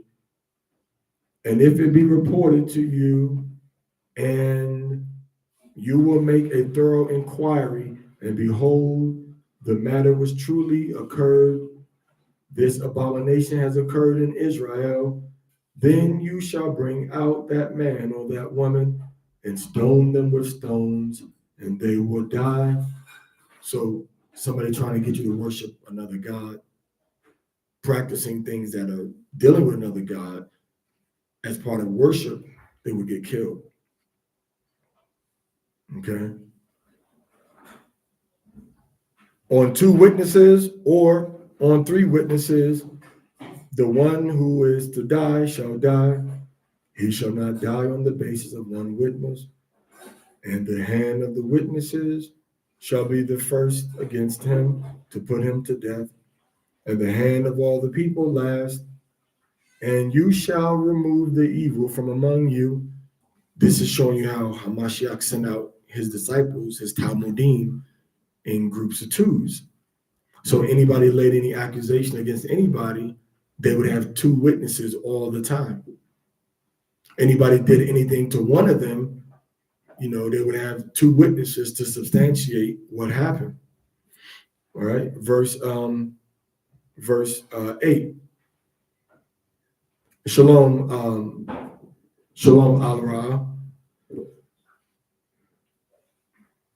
But if a matter be too difficult for you in judgment, bloodshed for bloodshed, and legal right for legal right, and assault for assault, and dispute from dispute, matters of judgment in your cities, then having arisen, you shall go up to the place that Yahweh your power may choose for his name to be called there, Jerusalem. And you shall come to the priests, the Levites, and to the judge, whoever may be in those days. And after that they have made inquiry, they shall announce to you the judgment, and you shall do according to the word whatsoever they report to you from the place that Yahweh your power may choose for his name to be called there. And you shall guard very much to do according to all whatsoever is legislated for you. You shall act according to the law and according to the judgment that they tell you. You shall not turn aside from the decision that they may announce to you, right or left. So this is showing you how when the judges give a decision, that's final. You can't go against that decision. Okay? And we don't have the highest court in Jerusalem to appeal to at this point. All right? We don't have that. So whatever the judgment is that the judge gives is going to have to be, that's going to have to be it. We have to have order and respect for our national government based on the Torah, even in captivity. Just like we respect, if we go to Zimbabwe, we're going to respect the laws in Zimbabwe. We go to Russia, we're going to respect the laws in Russia. And if we go to the captivity as Israelites, we got to respect the laws that Yahweh gave us, even though we're in captivity. Okay? And then the scriptures pick up from verse 12. And as for the person who may act in pride by not obeying the priest in attendance to minister in the name of Yahweh, your power, or the judge, whoever may be in those days, whoever it is, as the judge. That person shall die. If they went against the orders of the judge or the priest in those days, they died. And you shall remove the evil one from Israel. And all the people, when they have heard, will be afraid and will not act impiously again. One of the main motivators of our people being obedient and listening and respectful of Yahweh is pain, is punishment. But if you love Yahweh, you will listen to him and obey him. Now, if you come into the land that Yahweh, your power, is giving you and take possession of it and live in it, and you say, I will set a ruler over me, like the rest of the nations that are around me. By appointing, you shall appoint over you a ruler. See, people think that it was wrong for Israel to set up Masharah as the king. Nah, that's our right. And there's not been a brother on that level since then. But you can set up this ruler, all right? I would imagine in the Greek it says something like Basilios or Basilion, I don't know, all right? Because that's the Greek word for king. I don't know if it says, if it has that word or not, but that's the Hebrew word is melech. So set up a ruler, all right, over you. You shall not have the power to appoint a strange person over you, because he is not your brother. All right. For he will not, listen to this, he will not multiply Calvary to himself. That means he's not supposed to be out there just arbitrarily getting a whole bunch of horses or return the people to Egypt in order to multiply Calvary for himself. So he's not supposed to be saying you all go to Egypt or work as slaves in order for me to be able to build up my stables, in order for me to be able to build up my cavalry, my horses. Okay? And you shall never, for Yahweh has said to you, you shall never add to return that way. And he shall not multiply wives for himself. So the same way, just arbitrarily adding for the sake of adding. Horses and wives, and how you get them and how you don't get them are both in the same category. But you may have more than one horse or two horses, okay? Or three horses or no horse. And it says, and he shall not multiply wives for himself, neither shall his heart turn away. Also silver and gold he shall not multiply exceedingly for himself. So you got gold, silver, women or / wives, and horses. Is this saying only have one car? Only have one piece of silver and one piece of gold? Only have one wife? No, it's not. It's not saying that. But anytime gold and silver are involved in something, there's problems. Does that mean, hey, don't get no gold at all? Anytime you got a situation in the Bible where you got two brothers, always there is a problem. Moses and Aaron, idolatry problem. Cain and Abel, murder. Isaac and Ishmael, murder. Well, Isaac and Ishmael was not murder, but jealousy, disrespect, dishonor. Esau and Jacob, theft, murder. Well, not murder, theft. Esau said he was gonna murder Jacob, deception. The mother conspiring with the brother against Esau. In this particular case, right? Esau is the good guy. In Genesis 25 and 26 or whatever, Esau is the good guy right there. He ain't the bad guy. He the good guy. He ain't do nothing wrong to Jacob yet. All right. When you get into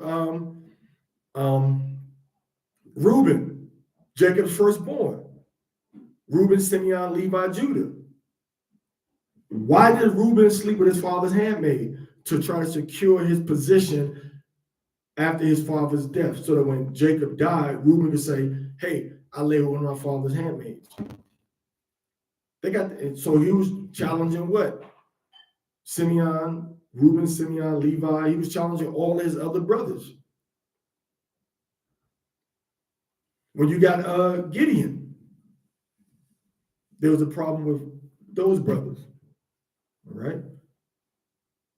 So it's not about how many people there are involved in a problem. It's how can those people involved in the problem resolve it righteously.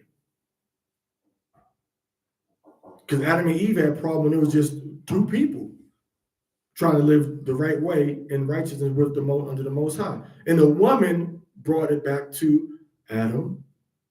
And then Adam, they had two sons at first, Cain and Abel. They're Cain and Abel. So in the I see your question, Katrina, looks like. Miss Palmer, I'll get to it in a minute. So Cain and Abel, all right, are we saying in the renewed covenant that we only supposed to have one child or multiple children? Because that, all right, that people having more than one child cause way more problems than men and women having more than one marriage. Esau and Jacob's problem, Isaac and Ishmael's problem, Cain and Abel's problem. People wanting more gold cause more problems. People wanting more cavalry for war and conquest has caused more than one problem. So what is my point? My point is that the Bible in the law is telling you that don't try to get multiple wives, multiple pieces of silver and gold, multiple horses. All right. Inordinately, just multiply. I just want more. Because you can have more than one horse. Okay. You can't have more than one horse. And just to address this briefly, I'm not going to go into too much detail about it. All right. I wish this question was asked more toward the end, but it wasn't. So I'll kind of address it now. As a matter of fact, let me keep reading because we're almost finished with this reading. So I'll come back to that and I'll treat that as the first question, Ms. Palmer. I'll treat that as the first question. All right. So we're going to stop at 18:14. We're almost finished. All right. So now, silver and gold, he shall not multiply exceedingly for himself.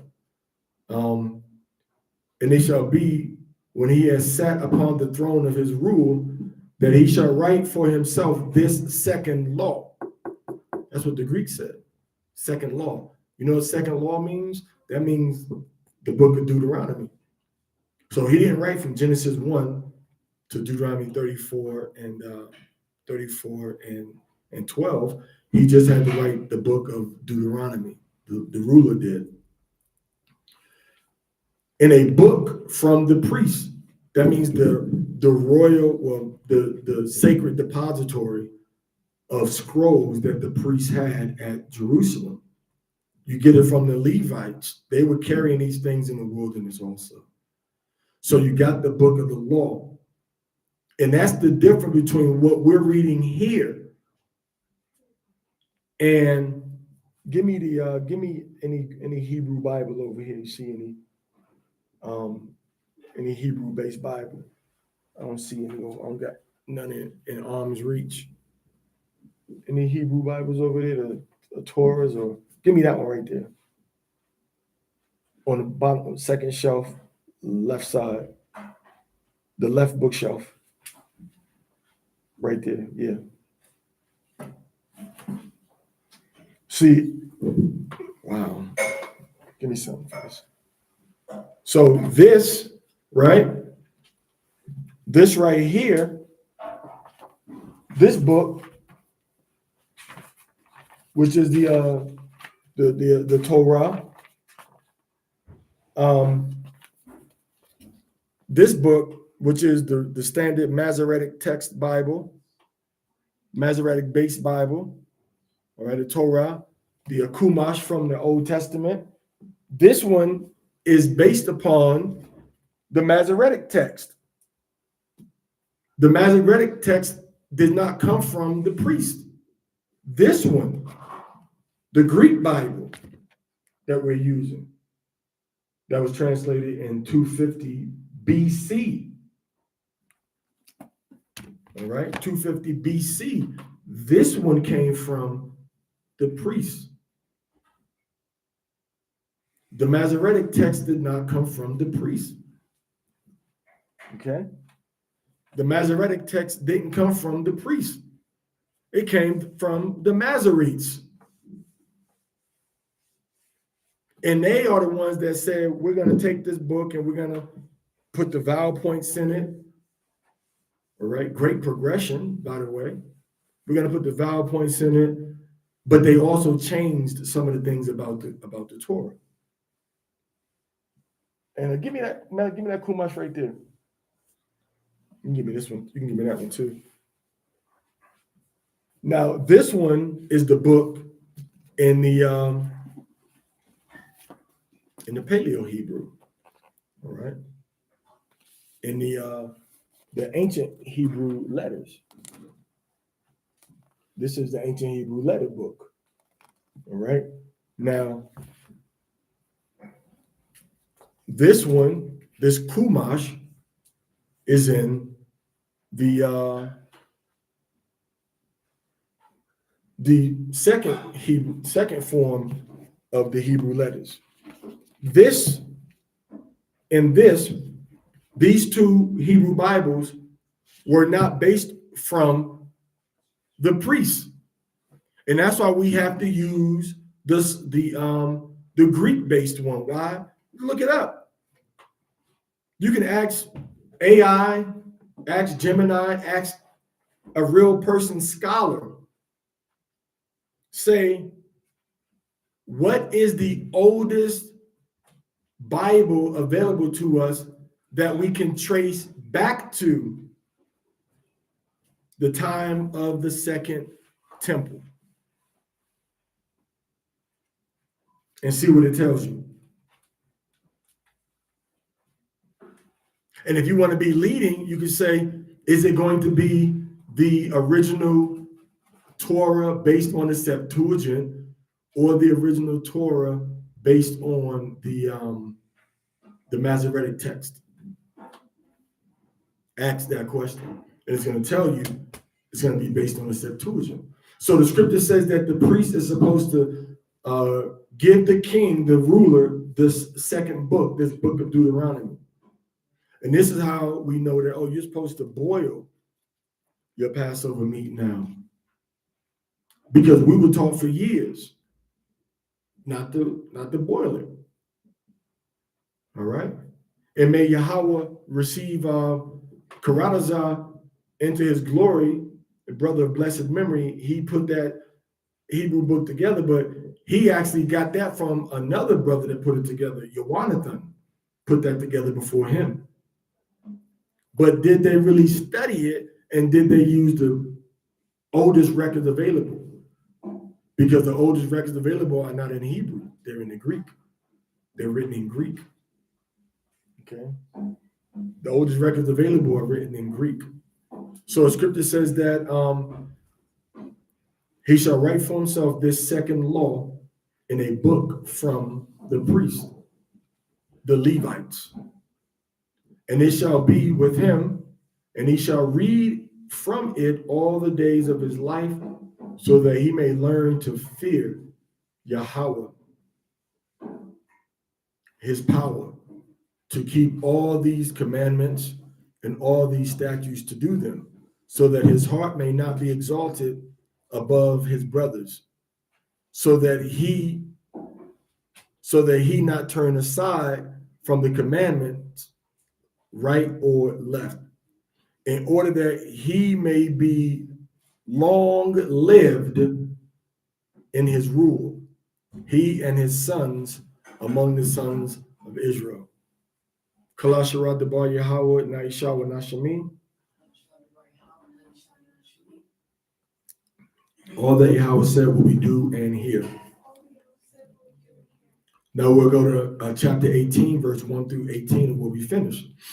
All right. There shall not be for the priests, the Levites, the whole tribe of Levi, a part or allotment with Israel. The offering of Yahweh are their allotment, talking about the food and stuff. They shall eat of them, but he shall have no allotment, inheritance among his brothers. Yahweh himself is his allotment, as he said to him. And this is the judgment for priests, things due from the people, from those offering sacrifices, whether a calf, whether a sheep, and he shall give to the priest the shoulder and the cheeks and the paunch, which is the stomach.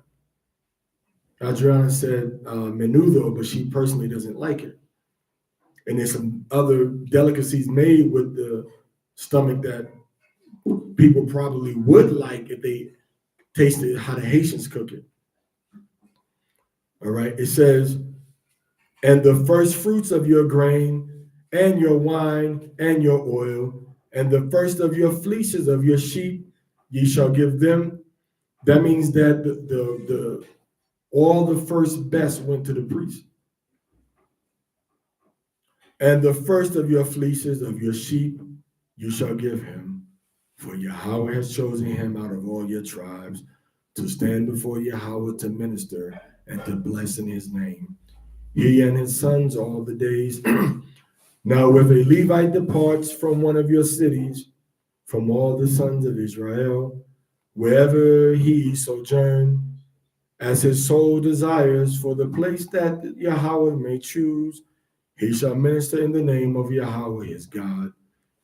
Like all his brothers, the Levites who stand there before Yahweh, he shall eat an allotted portion apart from the sale, which is by paternal lineage, meaning they bought and sold stuff. They can buy and sell land, in the city, houses in the city, and things like that. All right. Verse 9. Now, if you enter into the land that Yahweh your power is giving you, you should not learn to act according to the abominations of these nations. There should not be found among you one who cleanses his sons or his daughter by fire, one who practices divination, oracle, one who acts as a diviner, these gods and the spirits are talking to you, one who practices ornathomancy, a sorcerer foretelling the future, all right, one who casts spells, a ventriloquist, that's talking about somebody, it's not talking about somebody saying, talking about somebody who says that the spirits are speaking through them. And one who observes signs, and one who inquires of the dead. For anyone who does these things is an abomination to Yahweh your power. For it is because of these abominations that Yahweh your power will destroy them utterly from before you. So the Gentiles were doing these things of idolatry. So you got to watch what your children are looking at. A lot of your children are under hypnotic spells from witchcraft that they see people doing on TV. And thinking that this stuff that Yahweh said is illegal is cute. All right?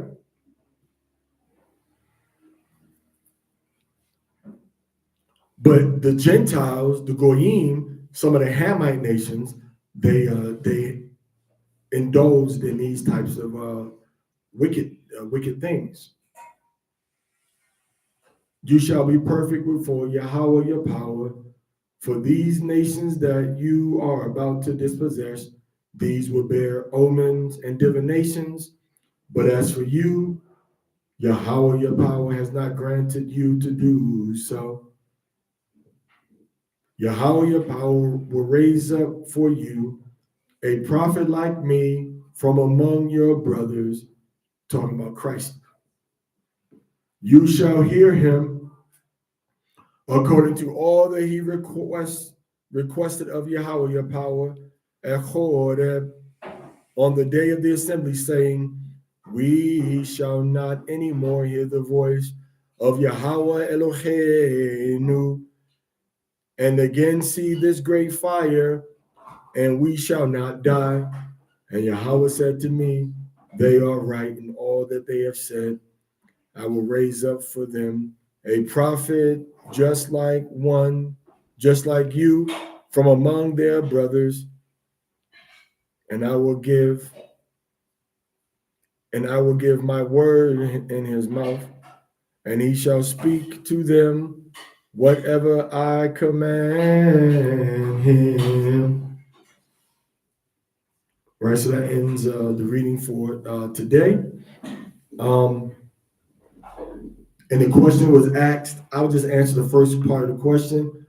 Are you saying that in this renewed covenant, men are permitted to have more than one wife?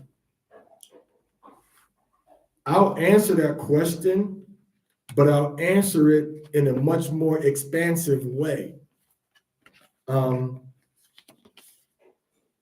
Because your focus seems to be on marriage. So what I'll do is I'll put the whole covenant in context, because I'm reading from the covenant that we got in Horeb, the same covenant that says, thou shalt not murder. I don't know if that's going to change in any renewed covenant. The same covenant that says, thou shalt not eat swine. I'm not sure if that's going to change in any renewed covenant. The same covenant that says, observe the Passover. I'm not sure if that's going to change in the renewed covenant. So I don't know why the focus in the renewed covenant is on an aspect of the new covenant or the renewed covenant or the old covenant that's not part of any commandment to do or not to do anything. So it's kind of a moot point, because having more than one wife or having two wives is not commanded in either in the renewed covenant or in the original covenant. We are, however, told to be fruitful and multiply. And then we're told not to multiply gold, silver, wives, or horses. All right. And if a man has one child, he's multiplied. If he has two children, he's multiplied. Paul and Christ did not take any wife. So polygyny or more than one wife is not something that's inherently commanded in the Torah itself. So I don't see why we would be focused on that aspect when it's not even commanded. But if it's not commanded and we have aspects of the law that are commanded, and his law is forever, and his word should not return unto him void,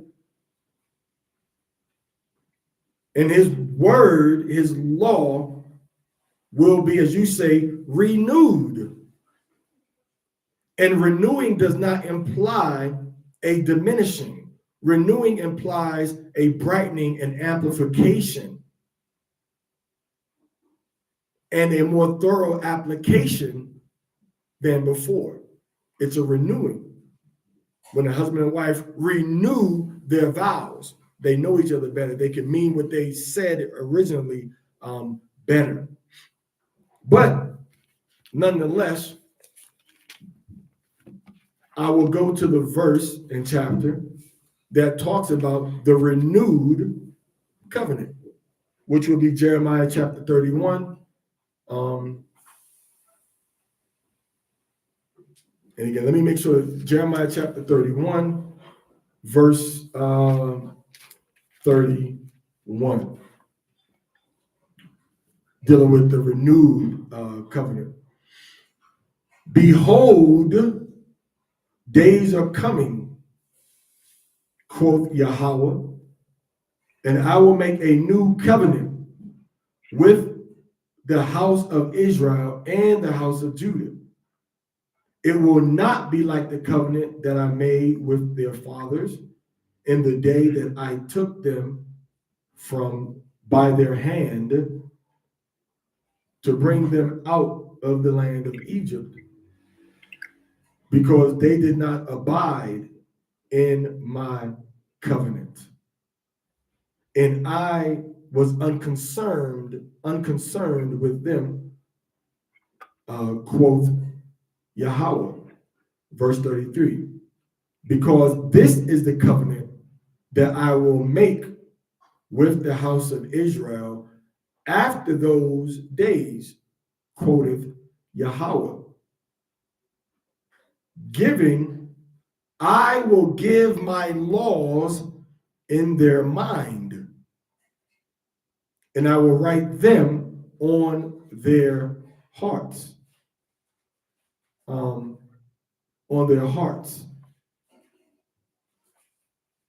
And I will become a God to them, and they shall become a people to me.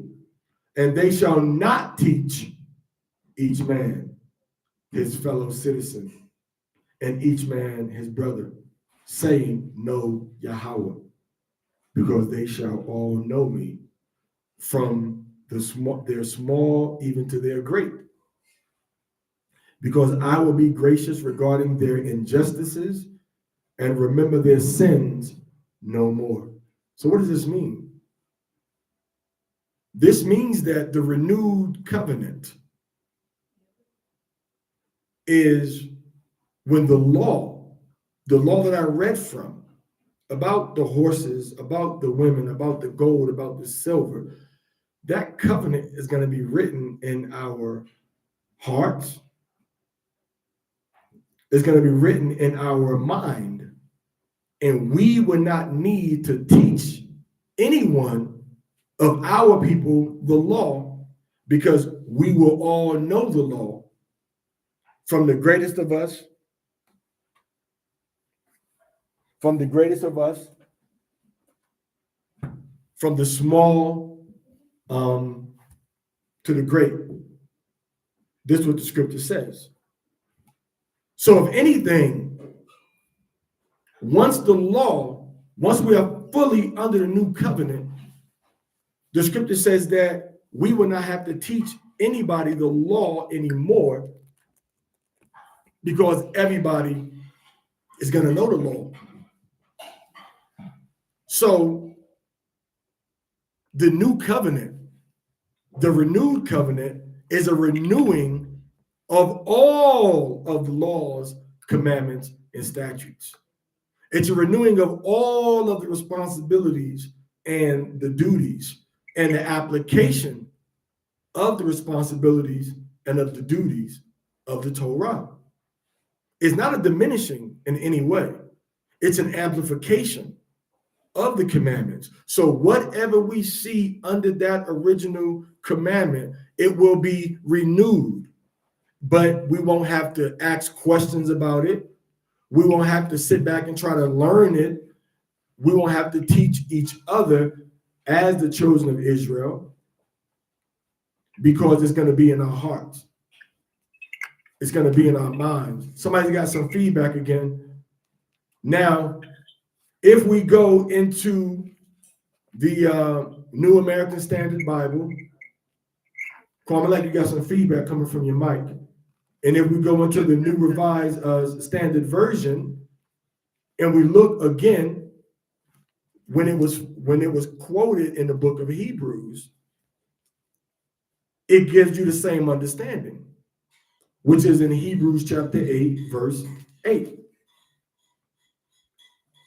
It says, "Behold, the days are coming, said Yahweh, when I will bring about a new covenant with the house of Israel and with the house of Judah, not like the covenant which I made with their fathers on the day I took them by the hand to bring them out of the land of Egypt, and they did not continue in my covenant, and I did not care about them, says Yahweh. For this is the covenant which I will make with the house of Israel." This is the covenant. "After those days, declares Yahweh, I will put my laws." Which laws? Give me the thing over there right here on the fireplace. Which laws is he talking about? "I will put my laws into their mind." What laws? These laws. All right? These laws. All right? These laws. These laws. The same laws. It's the same laws. So the renewed covenant is Yahweh putting these laws, these scrolls into, he says, into their minds, and write them on their hearts. That is the new covenant. Now, Hamashiach, he is the mediator of the new covenant. Why? Because we could not be made perfect or righteous by the law, so we needed a better sacrifice, which was Hamashiach. So he comes to cover the damage that we do until we get fully transitioned into this renewed covenant. And he is the mediator of the covenant. Now, I read the NASB, and if you read the NRSV, and if you read the KJV, it all says the same thing. Now, this is one of those things that are consistent across translations. It is consistent. But what makes the covenant better is the promises that we have from that covenant. And in the same book of Hebrews, if we jump up a couple of verses, we see it says it compares Moses to Hamashiach. It says that the priest, according to the law, offering the sacrifice and the blood, who serve as an example and a shadow of heavenly thing, as Moses was admonished of Yahweh when he was about to make the tabernacle. See that you make all things according to the pattern shown to thee in the mount. Verse 6, but now has he, Christ, obtained a more excellent ministry or service to the people, by how much also he is a mediator of a better covenant, which was established upon better promises. What is the promise? The promise is that now it ain't going to be no confusion. It ain't going to be no multiple doctrines, multiple understandings. The promise is that it's going to be in our mind and in our heart. For if the first covenant had been faultless, there should no place have been sought for the second. But finding fault with them, he said, behold, the days come when I will make a new covenant with the house of Israel and the house of Judah. All right. For this is the covenant that I will make with them. So it tells us exactly what this new covenant is. This is the new covenant. that I will make with the house of Israel after those days. After what? After the days, after the last days, after the turmoil, after the captivity, after the days of them having a time to accept the mediator, which is Hamashiach. For this is the covenant. I will put my laws into their mind and write them in their hearts. And I will be to them a God, and they shall be to me a people. And they shall not teach every man his neighbor and every man his brother, saying, Know Yahweh, for all shall know me, from the least to the greatest. For I will be merciful to their unrighteousness. Why? Because we have the blood of Hamashiach that makes us righteous. And their sin and their iniquities will I remember no more. So the new covenant is not about marriage, divorce, polygyny. The new covenant is not about meat or drink, alcohol, liquor, Feast of Tabernacles. The new covenant is not about incest. It's not about linen. It's not about wool being mixed together. The new covenant is about the whole law, every aspect of it being written in your heart, in your mind.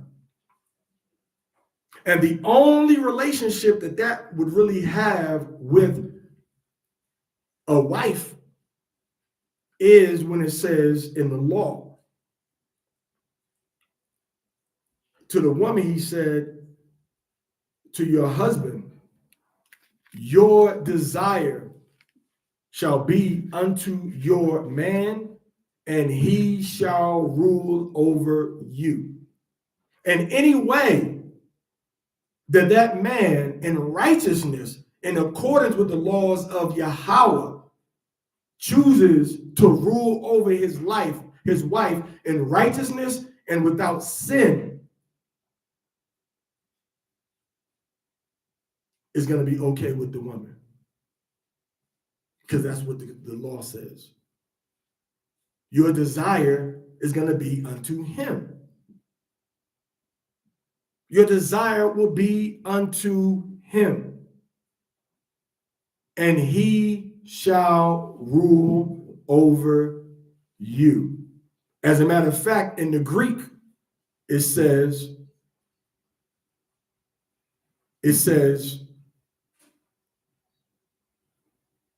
and your recourse will be to your husband. And he will dominate you. Can somebody give me the Lexham? So that's the only thing really about the marriage. The other part about marriage is when we go into Deuteronomy chapter 24. Deuteronomy chapter 24, when Moses said, if your wife commits adultery, or if your wife has some type of uncleanness, you can divorce her, which we know that's going to be brought back to Genesis. Because Hamashiach said, from the beginning, it was not so. Moses, for the hardness of your heart, gave you this law about divorcing your wife because you saw some uncleanliness in her. This is what Christ said in Matthew 5 and in Matthew 19. He had two different conversations about it in the same book. So obviously it was a concern to the people. So he addressed it twice. But when the law is in our heart and we are going to know Yahweh, we're not going to have women and men committing unclean acts and fornications and adulteries against each other, because the scripture says that all of our people are going to be righteous. So if you go into the Lexham English Septuagint and you go to the same Genesis chapter 3 and you look at verse 16, it says the same thing.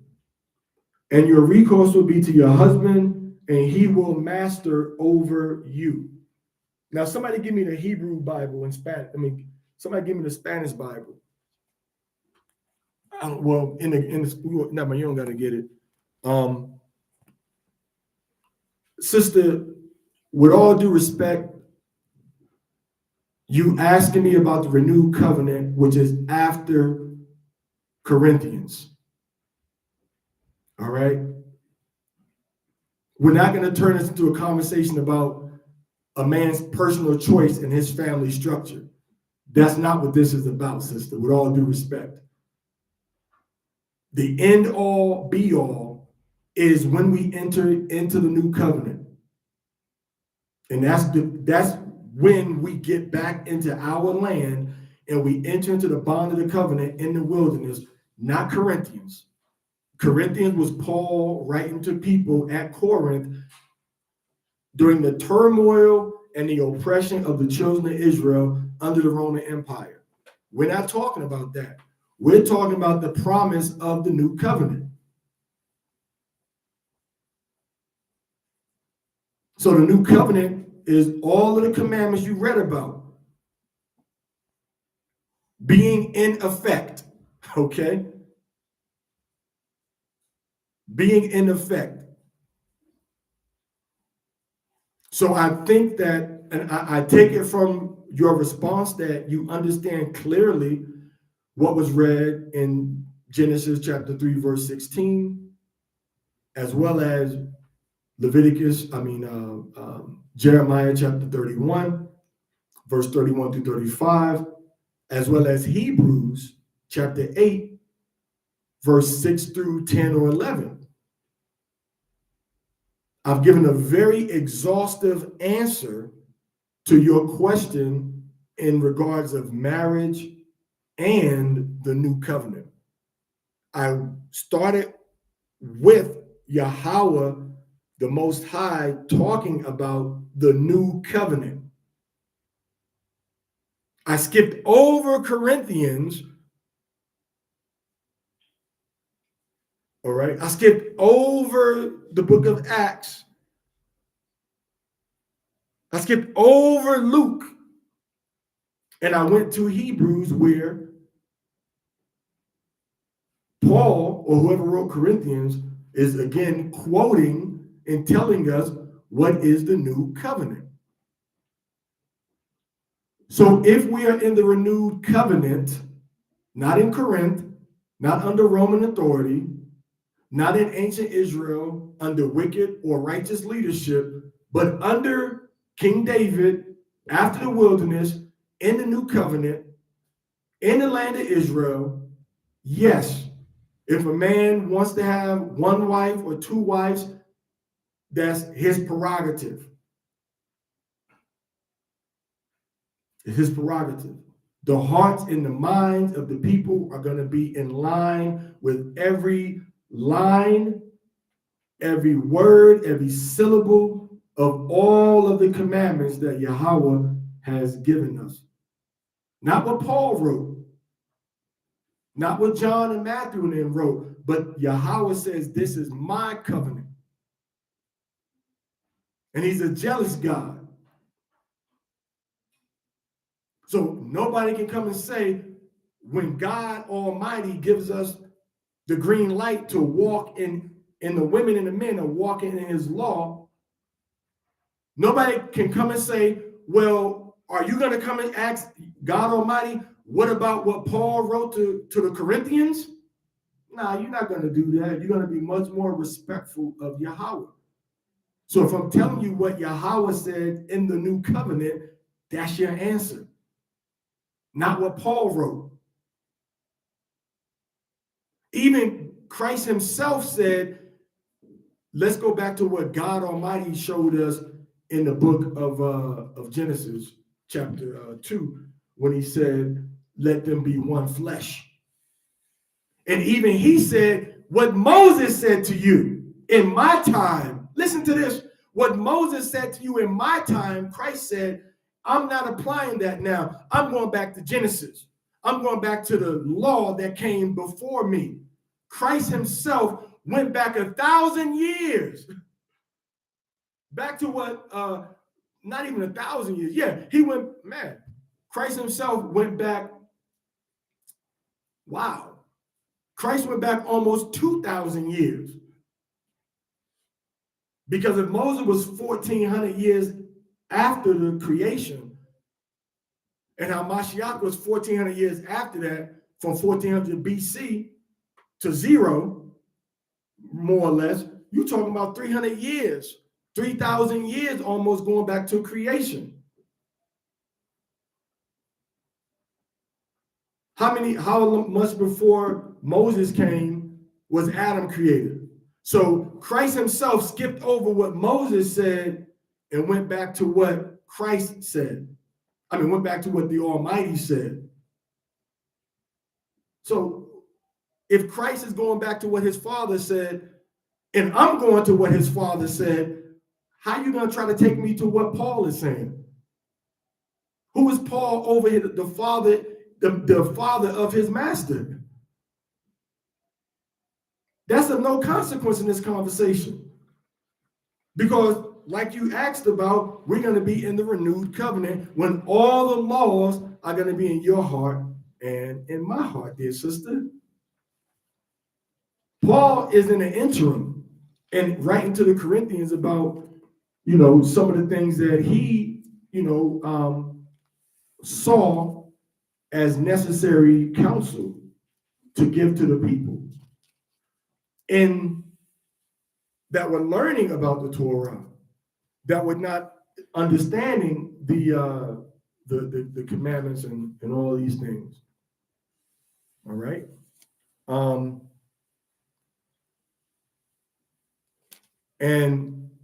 again, even if we're looking at, and just to demonstrate to you that Paul is not writing something that's a perpetual commandment or a perpetual suggestion, Paul even tells you, are you bound to a wife? Do not seek to be released. Are you released from a wife? Do not seek a wife. He's suggesting celibacy if you don't got a wife when he writing this letter to you as a new believer. So he's not even suggesting monogamy. He's not suggesting polygamy. He's suggesting refraining. And if you are a widow, he suggested if you under 60, he suggests that you get married as a widow. All right.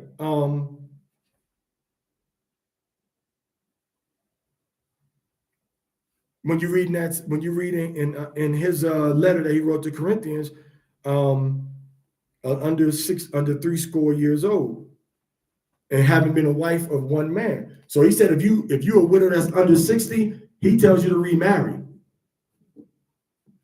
All right. So and honestly, like, you can't stick with whatever Matthew 19 and 16 said, because you're trying to bait me into a discussion about polygyny, and I'm really engaging and entertaining you, but the purpose of reading was to have an understanding of the laws that we read. All right, that was the purpose. All right, not to try to regulate, excuse my language, but not to be on penis patrol. You can't try to put a grown man on penis patrol, tell him what he can and can't do righteously with his penis. You can't even regulate your if your husband is married, you can't tell him what to do. So really, you don't have any authority in this area. You got a suggestion or a feeling, but you don't have no authority to supersede the tolerances and the restrictions that Yahweh has given to men and to women. So he told the woman, what? Your desire shall be unto your husband. He shall dominate and rule over you. What part of that is, don't do this because I don't want you to do it, husband? And, we can't really, people like to talk about, you want to go into, which I suggested to read for the context of divorce, Matthew chapter 19 and Matthew chapter 5. All right, but I would also suggest to read the parable of the virgins very carefully to see what kind of political mindset our master had, toward marriage. Okay, so we're not supposed to divorce our wives except for the cause of fornication. All right. If a woman does not commit fornication against her husband, she cannot be cut off. Christ came to reiterate and to strengthen the family union and to stop us from making frivolous claims in order to have a divorce from a woman, or even substantial claims, of a divorce other than uncleanness. This is what Moses did in Deuteronomy chapter 24. So Mashiach came and said, look, in this transitional period, you can't divorce your woman unless she does X, Y, and Z. So he came to give us a statute greater than what Moses gave us that nullifies for the moment what Moses gave us and takes us back to Genesis chapter 2, I believe verse 27 and 28. So he's talking about marriage and keeping the family union strong. All right. So we have to understand that we're talking about we're talking about a level of family structure that really wasn't afforded to us under Deuteronomy 24. Now the woman has more safety and more protection and more safeguarding in a righteous society. But in our society, it's the man a lot of times that needs the safety, protection, and safeguarding. Why? Because society makes him the second-class citizen when it comes to his family and his children. And, the woman, she pretty much gets it the way that she wants when you go into the courtroom if there's a problem. Okay? She gets it her way. So Moses was like, he said, well, if you find some uncleanness in the woman that you didn't know about, or that she didn't know about, meaning she knew about whatever, any type of nakedness, the scripture actually says nakedness in the Hebrew. The English says uncleanness, but in Hebrew it says nakedness. So if there's something about the woman's nakedness that you didn't know about, she used to be doing this, that, and the third over here with X, Y, and Z, and doesn't give you full disclosure about it. Or if she was doing X, Y, Z with who knows who, and then she come bringing you some intimate gifts that you don't want, that puts your body into a state of dis-ease, that could also fall into that particular category. What I liked about what we read today was the sense of community, the sense of mercy, the sense of benevolence that Yahweh has commanded us. Helping somebody that needs help, helping the Levite, the widow, helping the orphan, the fatherless, really helping them, and then coming together to celebrate and to eat together, to celebrate and to laugh together, drink together. during this feast time. This is what the context of what we read is giving us. Having a civil structure, respecting the leadership within your gates, having a civil structure within our nation that's respected, that's honored, and that's honorable. The leadership being responsible for understanding the law, having to write the laws, having to share their insight of the law to conclude a matter. This is what we read about inside the law. This is what we read about today. The foods that Yahweh has told us that we could and could not eat. And it's very curious that in Deuteronomy, he goes to these land animals, goes to the land animals and the birds, right? The land animals, the birds, and it goes into the fish that we read about yesterday, fins and scales. So we see a beautiful set of guidelines. All right. So let's focus on that. And let's not just focus on the part that society has altered to the point that we find ourselves at odds with the commandments of Yahweh. In other words, brothers will say, I'm going to divorce her. No matter what Hamashiach said. Brother will say, well, I'm going to eat this unclean animal. Why? Because I don't got nothing else to eat, no matter what the Torah has said.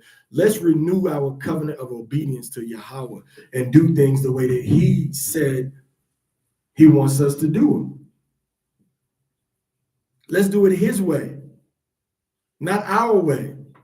Let's let the mind be in us that is also in Hamashiach, who had the mind in the words that his father put into his mouth.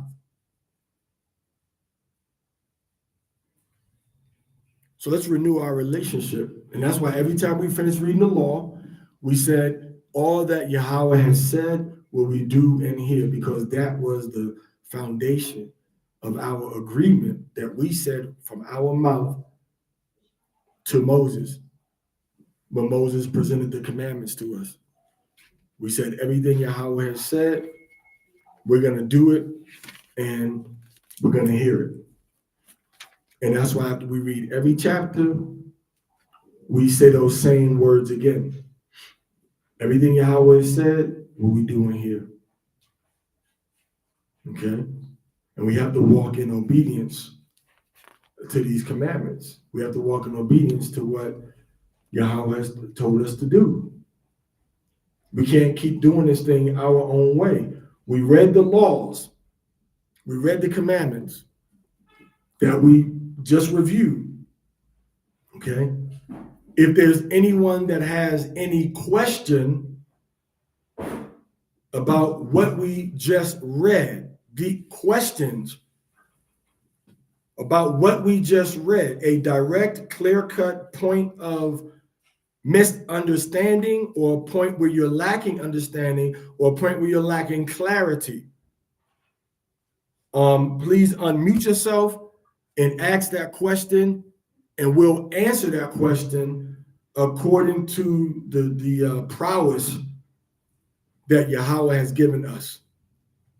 Anybody with any questions, please unmute yourself and ask the question in no particular order, or please type your question in the chat on YouTube. All praise to the Most High, Yah. Once again, an excellent and cogent, very prolific explanation. I'd like to know, this is Baba Kwame, I'd like to know, is it possible that the Hebrew has renewed her position currently and is now willing to be instructed in a, what I'd say, follow what was instructed in the session, or is it still a stand-up, shoot out at the OK corral? The sister didn't indicate either way. Um, I kind of gave her a long answer. Her question was about having more than one wife, or Akhari Isha, as the scripture calls it, and about the renewed covenant. With the focus being on a renewed covenant, seeming, so I answered her and told her that there's not any changes in the renewed covenant except for the way that we hold on to it and understand it, that it's going to be a unison of understanding. So nothing changes about marriage, dietary restrictions, clothes, beards, nothing else changes. Um, so I assume she agreed and understood that point, and that's when she asked about 1 Corinthians 7:27. But she didn't state either way. She didn't state explicitly. Okay, she didn't state explicitly. Um, so I'm not sure, but she didn't give any type of feedback of disagreement with what was said regarding the renewed covenant, which is kind of where I chose to put the focus on until she went to 1 Corinthians 7. And the focus of the renewed covenant is just that. Is everything that's written that's what it is now, according to what the Most High told us, and the covenant that we entered in with Him, His statutes, His laws, and commandments. Other than that, so I would think that she may have changed her position in that regard. That it seemed like she wasn't sure whether a man's marital choices was going to change in the renewed covenant.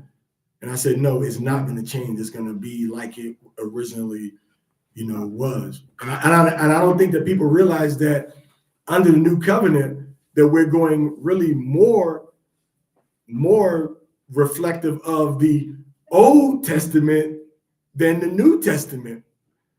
Nothing's changing. Everything is more intensified, more amplified, and there's more love, more respect, more understanding for Yahweh, His mercy, and His grace toward us. So it's actually a re-strengthening of that relationship and a renewing of our vows, not a continuation of the exceptions that were made because of our spiritual fornications, spiritual whoredoms, and our spiritual adultery that we committed against Yahweh and His word.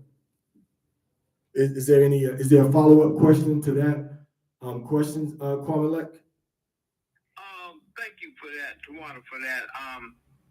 Is it inappropriate to ask for that clarification that the position has been changed right now?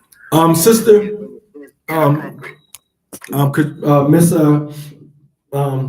it's funny that I didn't know she was an older widow, and I instinctively called her Miss Palmer. Yeah. But Miss Palmer, if you're still there, did that concern that you had initially of the renewed covenant and more than one wife, was it addressed adequately according to the scriptures? So let us know in the comment section if you're still there. Now, she did come at a certain point and say, yes, true. And I didn't get anything else after that. So we ended with yes, I agree to that. That's true. So we'll wait for any response back from her. Okay. As we wait, is there any other brother or sister, Rapayala, hardworking man?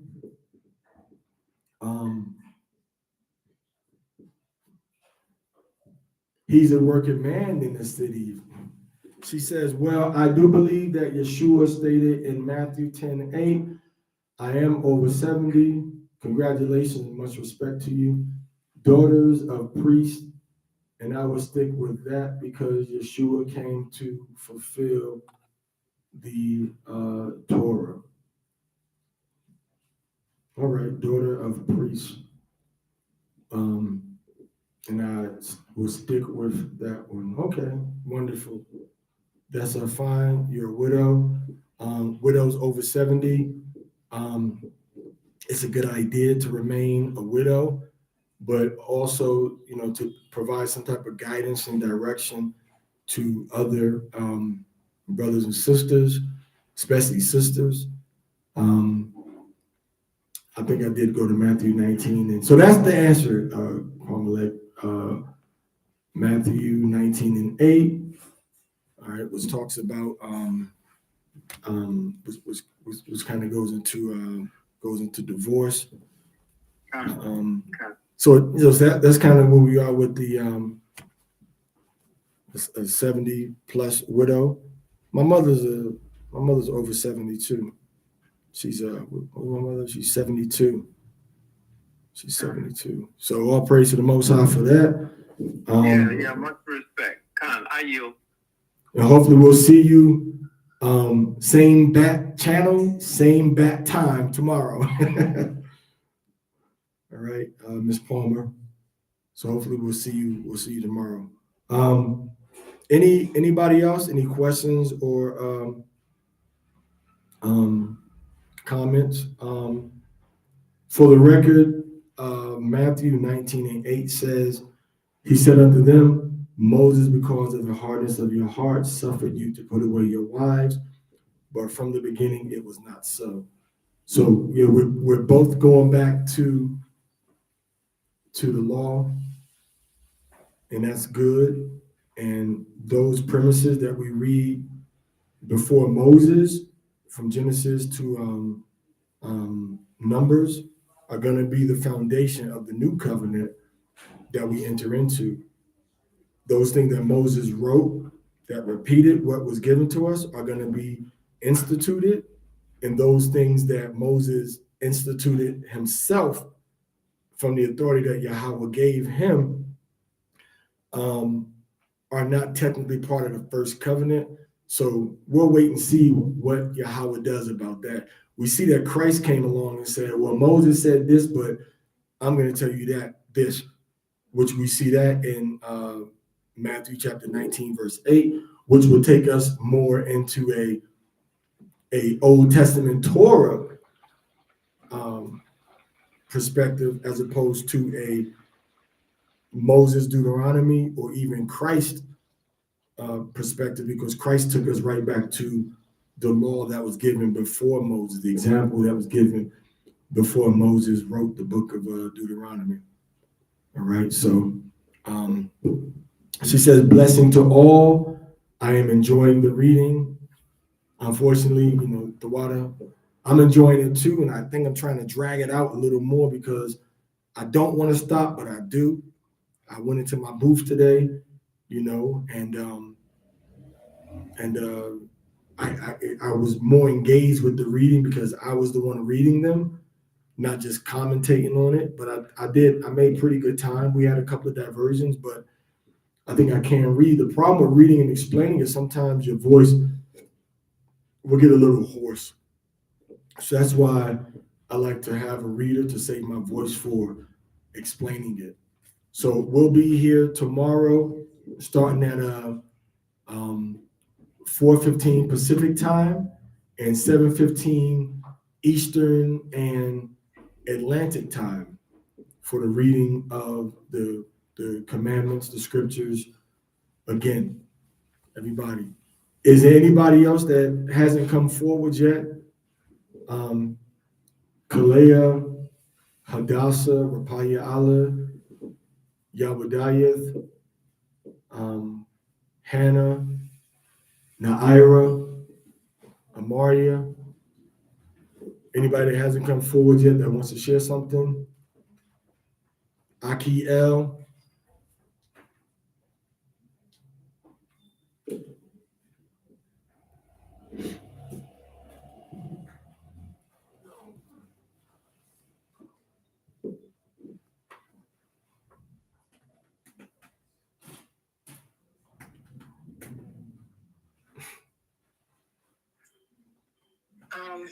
Shalom, Mishpaka.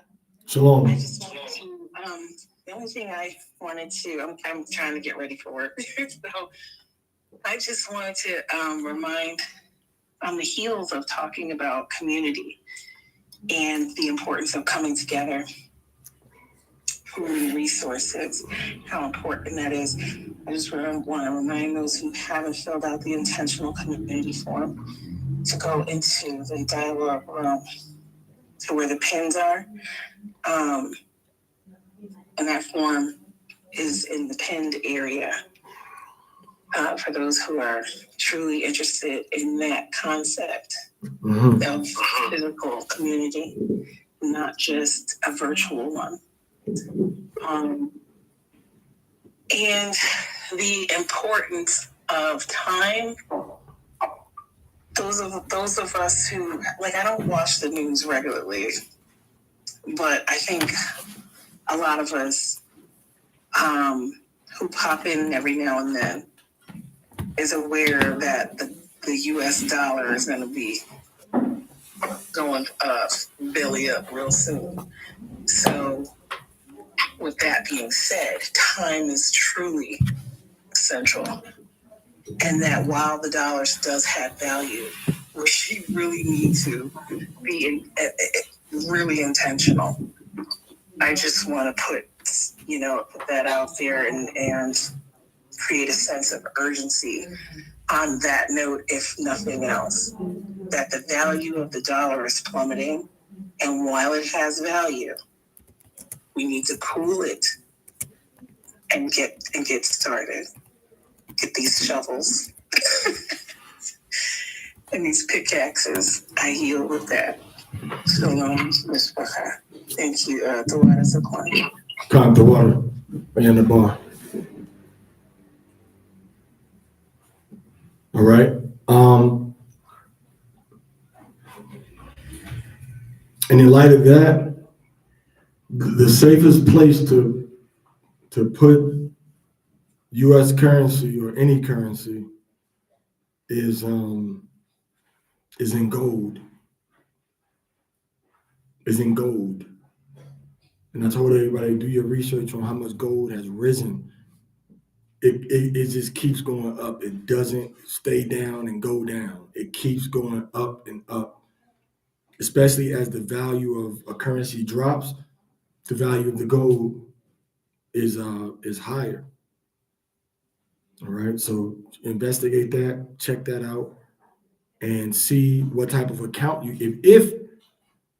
if you had an account, and I'm sure it has to be out there, that tied your gold, the money you put 10,000 in gold, 5,000, 3,000 in gold, and you have access to $3,000 worth of that current value in whatever currency of that gold. In other words, the gold and its universal value becomes the standard that you spend from. You're not tied to just the US dollar or the Turkish lira or the Italian lira or the Saudi riyal. You're tied to the value of the gold, and you're able to spend. In other words, you got $3,000, the currency drops, you may got $2,800 of buying power now. But you got $3,000 in gold, the currency drops. The buying power of that gold could be 3,000 or 3,200 or 3,300. Could go up, 10%, 10% or 6%. And I'm sure there's an account out there like that. And this is just a sidebar. I think that maybe Kwame Lek may have the prowess, that's the word for the day, prowess, as well as the financial aptitude to let us know about that. Is there an account that you can use to buy gold, and you have a card that you can use to withdraw against the value of that gold? As opposed to, I got 3,000, let me trade my gold in and then get my cash and then do the same whole thing over again. Is there an account where you can just buy into a gold account and have access to spending your money based, that it may be a service charge that they give you, that you may have to pay $20 a month for it, but it may be worth it. Because within that year, the value of your gold is going to go up more than $120. That's more than $240 rather, maybe.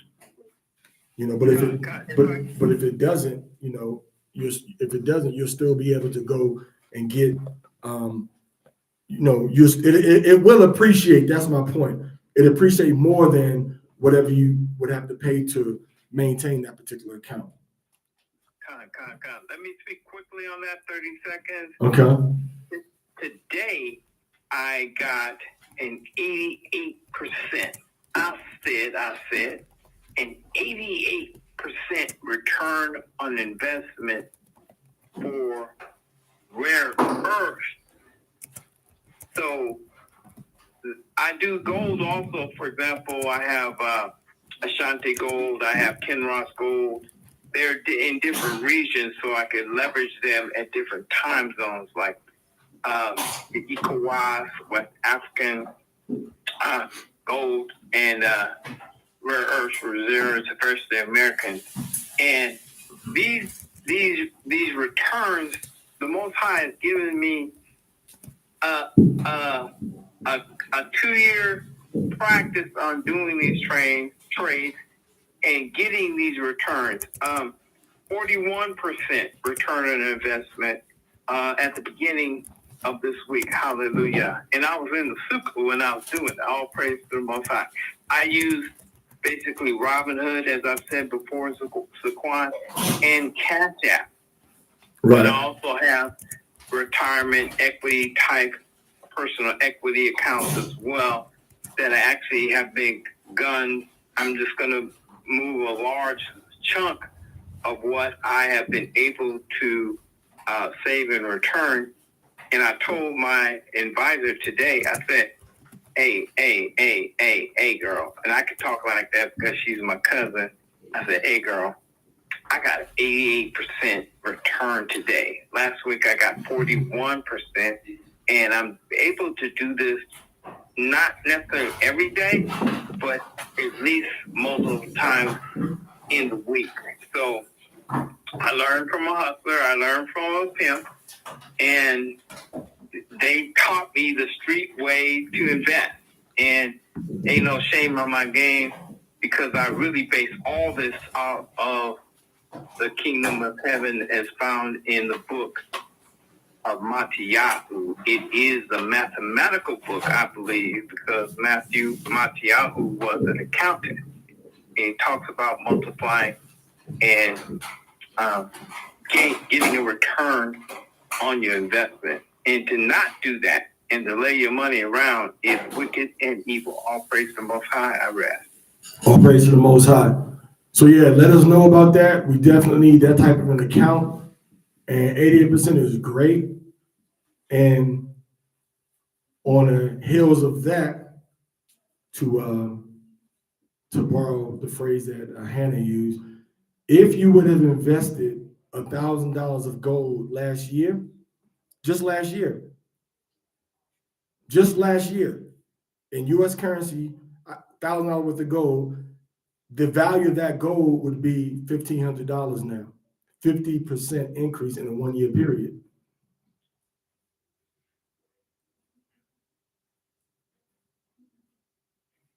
Which means that if you would have said, hey, you know what? I'm going to take some equity out of my house. I'm going to take $200,000 out of my house. And you would have bought $200,000 worth of gold, or somebody would, you know, it would have been done collectively. You would be looking at not $200,000, but you'd be looking at $300,000. You would have made $100,000 profit from that $200,000 investment of gold. And gold is not really like I wouldn't even call gold an investment, honestly. I would call it a promise. Because you cannot find any long-term or short-term gaps where the price of gold drops and stays low. It is the only real money that the world is using. Silver can go up and down, but not like gold. Gold dips, goes up, dips, goes up, dip. It never dips like Tootsie Roll. So if you would have invested 1,000 last year, you'd be looking at 1,500 now. So yes, something needs to happen, and it needs to happen collectively. So what I think that Israel needs to do is open up or try to connect with a gold investment fund, somebody that we can pool money together and put money in there together. And then next year, you know, like I said, if the economy drops, your gold value is still going to be good. Your money's not tied up in the currency, paper money. Your money is going to be tied up in the gold. Okay? So you can just kind of sit back, chill out, relax, and put that money out there. Like Carmelix said, don't just sit on it. Put it somewhere. Put it somewhere. It'd be $100. Put it somewhere. Let it sit there. Get 150, 200. Let it sit there. But and then the value is going to compound. It's not an arbitrary, it's market driven. It's not an arbitrary, 50%, 5% increase compounded over 12, 18 months. No, it's the real value that people are putting on this gold. It's real life market driven. And if you're rich, you're going to take your money out. And if you're rich, you're going to take your money from that account and you're going to put it into gold, especially when you see this economy dropping. And it's going to continue to appreciate while your cash is losing value. You understand what I'm saying? And as a person that's been into different countries, I can tell you that if you got to take, you looking at the currency, but you got to put it into a safe, substantial promise, because the currencies are going to go up and down. Like Hannah was saying, don't just trust the currency and the government. The gold is the sure way that your money will definitely increase. What were you trying to say? Amen. Yeah, I was just trying to say real quickly. I want to give credit to some local Seattle Hebrews, J. Abraham and Eliyahu, who have huddled up with me and done some seasonal evaluation on these commodities and or stocks. For example, for the summer, our time, Eliyahu had done the research and identified why high tech, either lithium or other type of rechargeable power sources, were going to go up very well because of the summer season. And sure enough, I've made a little money off of that. I've just made some incredible money in terms of percentage gain. So I couldn't do any of this by myself. I had to hook up with J. Abraham. And so we just kind of got together and tried to identify different sources. And one, I think it was AMPX, I forgot what it stands for. But it was one of the stocks we determined was worth investing in. I made an incredible percentage gain on that. I think that may have been the 41%. And I'll say this: if anything, Hannah is right. We're turning a habit in terms of identifying another means for investing. And the gold commodity has never failed me, and I like it. I'm not scared no more. I was pretty scared 2 years ago, and now I'm not scared no more. Because remember in that parable about the talents, Yeshua said to the last servant who buried his money, he called them wicked. He called them evil. And that's just something to think about. We have to do something other than just hold on to the dollar. Hannah, you were right about that. We need to have some other kind of resource. And Yeshua talked more about money, I think, than the average person realizes. And he predicated it on the kingdom of heaven and what you would do with the urgency to do it, like the parable of the 10 virgins. They sold their stuff. That means you get a return on what you got, and you make ready for the bride. Hallelujah! I can't even believe that right now. That's a cold-blooded scripture, and it adds meaning to the song "God Bless the Child Who's Got His Own." And with that, I yield. All praise to the Most High. Yah. All praise to the Most High.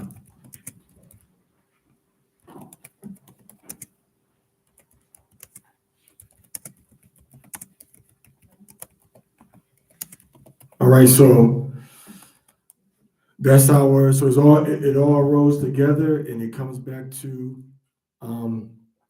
community, and it comes back to intentional community readiness. Okay. And it comes back to pooling resources together and stabilizing your future, our future as a people. And we see based on, and Solomon gives us the end all be all. If people would have invested in gold in the time of Hamashiach, after 70 AD, they would have been rich. Because he's telling you this system is about to fall. You need to put your money into something that's going to give you a return. And if you got to flee, you need to be able to run. This is what he told his disciples. So they got these assets and these values and they're running with them, but wherever they go, they're able to sustain themselves. Why? Because they have the world's universal currency, which is gold, which is never going to fail. Okay, so now even if you're talking about you're talking about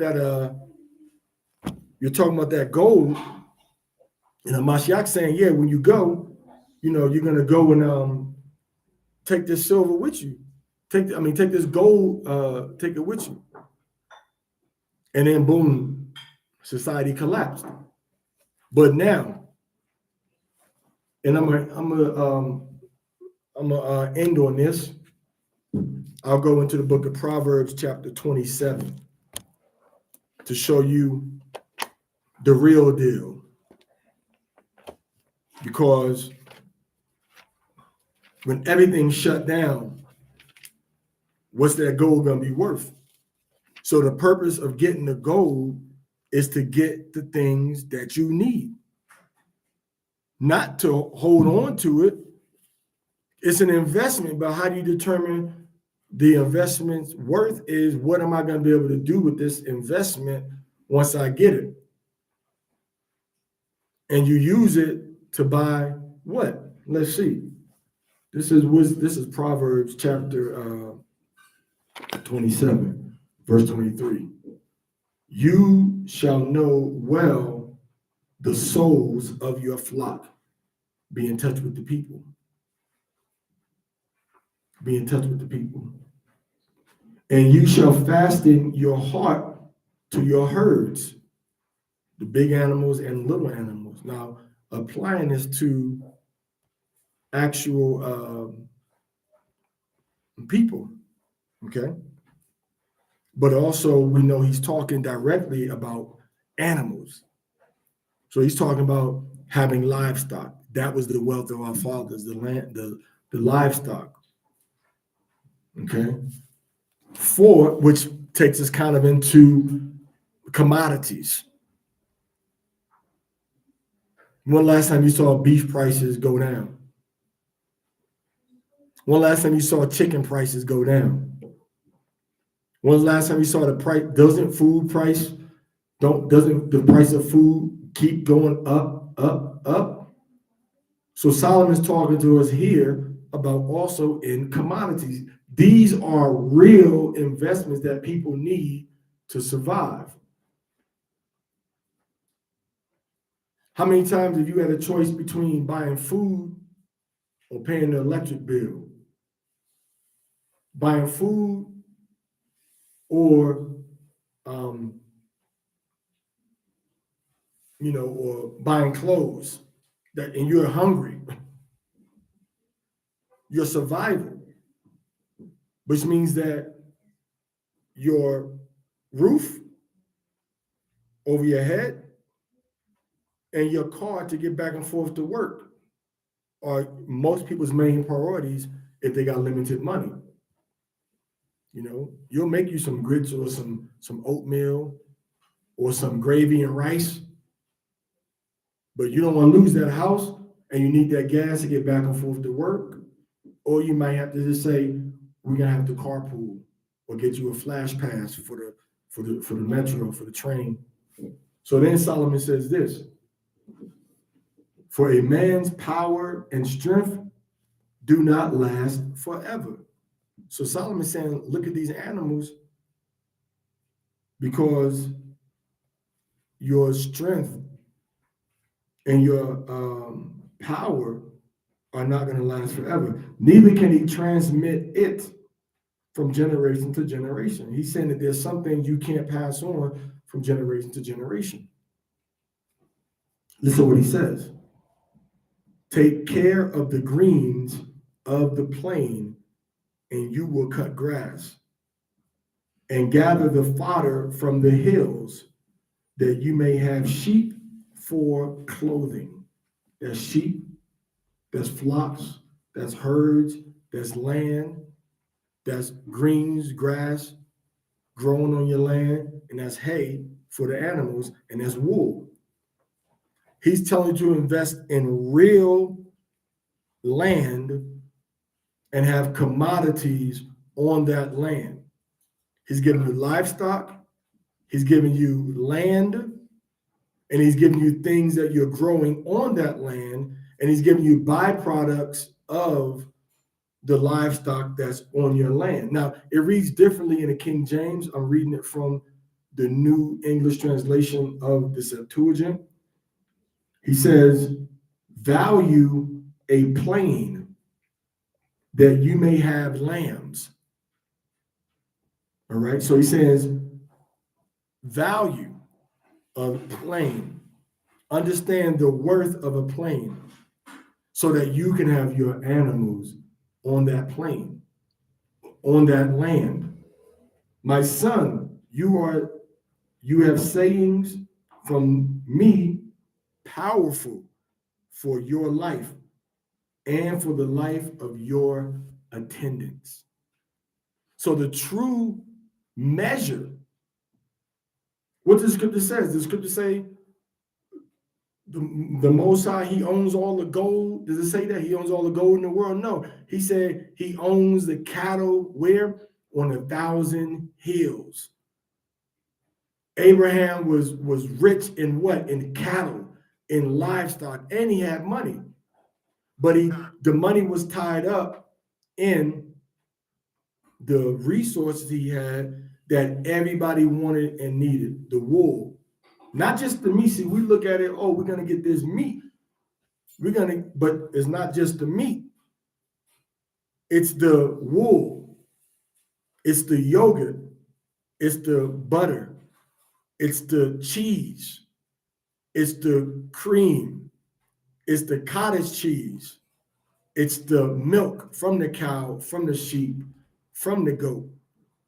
So once we learn how to get this land, the people that got the gold are going to bring you the gold. But what Solomon is saying is that the economies In other words, the economies will eventually collapse. And when they collapse, what am I going to be doing with this gold? So we are looking at the signs of the times.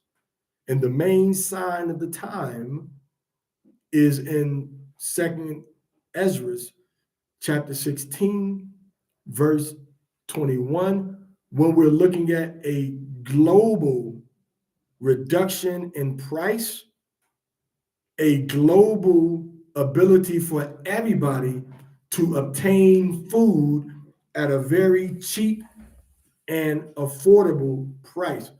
So we understanding what the word of the Most High is saying, right? We're looking at the fact that, oh, well, we know that there's going to be a last minute decrease in the value of the food. And in 2nd Ezra chapter 16, verse 21, we're told about this. And woe be unto you Hebrews, woe be unto us Hebrews that are sitting back someplace by ourselves in Goyimville when the Most High decides to pull the plug on Esau's presentation. So make movement toward doing it now, because it ain't gonna be easy, because it's gonna happen suddenly. But there's a clear indication. 2nd Ezra chapter 16, verse 21. It says, verse 21, it says, verse 22 in this book, it says, indeed, provisions, meaning food, provisions will be so cheap upon earth that people will imagine that peace is assured for them. See that? So we're not looking for, me as an individual looking at this, I'm not looking at it to get worse and worse and worse and worse, and then boom, we got to get ready. No. I'm looking for it to get better. Why? Because the price of food is going to drop. So it says provisions will be so cheap upon earth that they will imagine that peace is assured for them. And then, you see that? It says, and then what? When the price of the food gets down so low, and then calamity shall spring up from the earth, the sword, famine, and great confusion. For many of those who perish, for many of those who live on the earth shall perish by famine, and those who survive the famine shall die from the sword, and the dead shall be thrown out like dung, and there shall be no one to console them. For the earth shall be left desolate, and its cities shall be demolished. No one shall be left to cultivate the earth or to sow it. The trees shall bear fruit, but who will gather it? The grapes shall ripen, but who will tread them? For all places there shall be great solitude. And if you pick up from the previous chapter, 2nd Ezra 15, and you start from verse 10, you'll get a much better picture of what's going on. So our job is to get land, get money, gold, financial wherewithal, build our walls, build our houses, plant gardens, plant farms, get livestock, all right? Be able to protect and defend ourselves and be where we want to be. That's 2nd Ezra chapter 2. 2nd Ezra chapter 15 tells us that the cities, nobody's going to be able to get into the cities. So you're not going to the city to get what you need and stay there. You're going to the city to set up a system that can be used to get the things that we need that are going to be of value to us in the long term. And perhaps the people that aren't a part of that aren't meant to be a part of that. Because the scriptures also tell us that a man and a son are going to become enemies, and that people in the same household are going to be delivering each other, one the other, unto death. And perhaps the people that are really listening and in this mindset are those that ain't trying to deliver nobody unto death. Because some of us, if somebody comes and says, hey, tell me this about all these people, and I'll let you and yours go. Some of us will be like, okay, well, this is what you want to know. But if we all working together, there's no need for us to even be out there doing anything once we see that this right here is starting to happen. And that's why we have to do what we can do now as the cycles and the trends, keep going. So that whether it's now or whether it's 35 years from now, we have something, we have resources, we have things in place to be able to survive, to be able to eat. Because all that stuff, we don't know when, but all these things that we're banking on, literally banking on, it will collapse. And one of the last things that's going to collapse is going to be the gold. So get what you can from whatever systems, whatever investments you can get now, because once everything starts to hit the fan, that gold even is not going to be worth anything. Because remember, the scriptures tell you that people are not even going to respect their leaderships anymore. The people that are leading them and the political leaders, their princes, it says that nobody's going to respect the leadership, the princes, or anybody like that anymore. That the only thing they're going to respect is the power that a person has in their hands. That's the only thing that our people are going to respect, that the world is going to respect at that point. And once we see this happening, brothers and sisters, like it says, a person will desire to go into a city and shall not be able because of their pride. The city shall be in confusion, the houses shall be destroyed, and people shall be afraid. People shall not pity their neighbor, but shall make an assault upon their houses with the sword and plunder their goods because of hunger for bread and because of great tribulation. Supermarket, grocery stores, buy food. Ain't gonna be no more supermarkets, grocery stores to buy food. They want what you got stored up in your house. And we really thinking that because we got a couple of guns, but we don't got an army, and these other people are gonna be out there with armies roaming around looking for people to get from. So that's why Hamashiach told us when this war jumps off, he said, go away, move away from this drama area and go someplace safer. So that process begins now. We got to end because we're getting way past our time. So YouTube, I'm going to end abruptly. Shalom. See y'all tomorrow, the same time, 4:15 Pacific and 4, 5, and 7, 4, 5, 6, and 7:15 Eastern. Shalom. And everybody on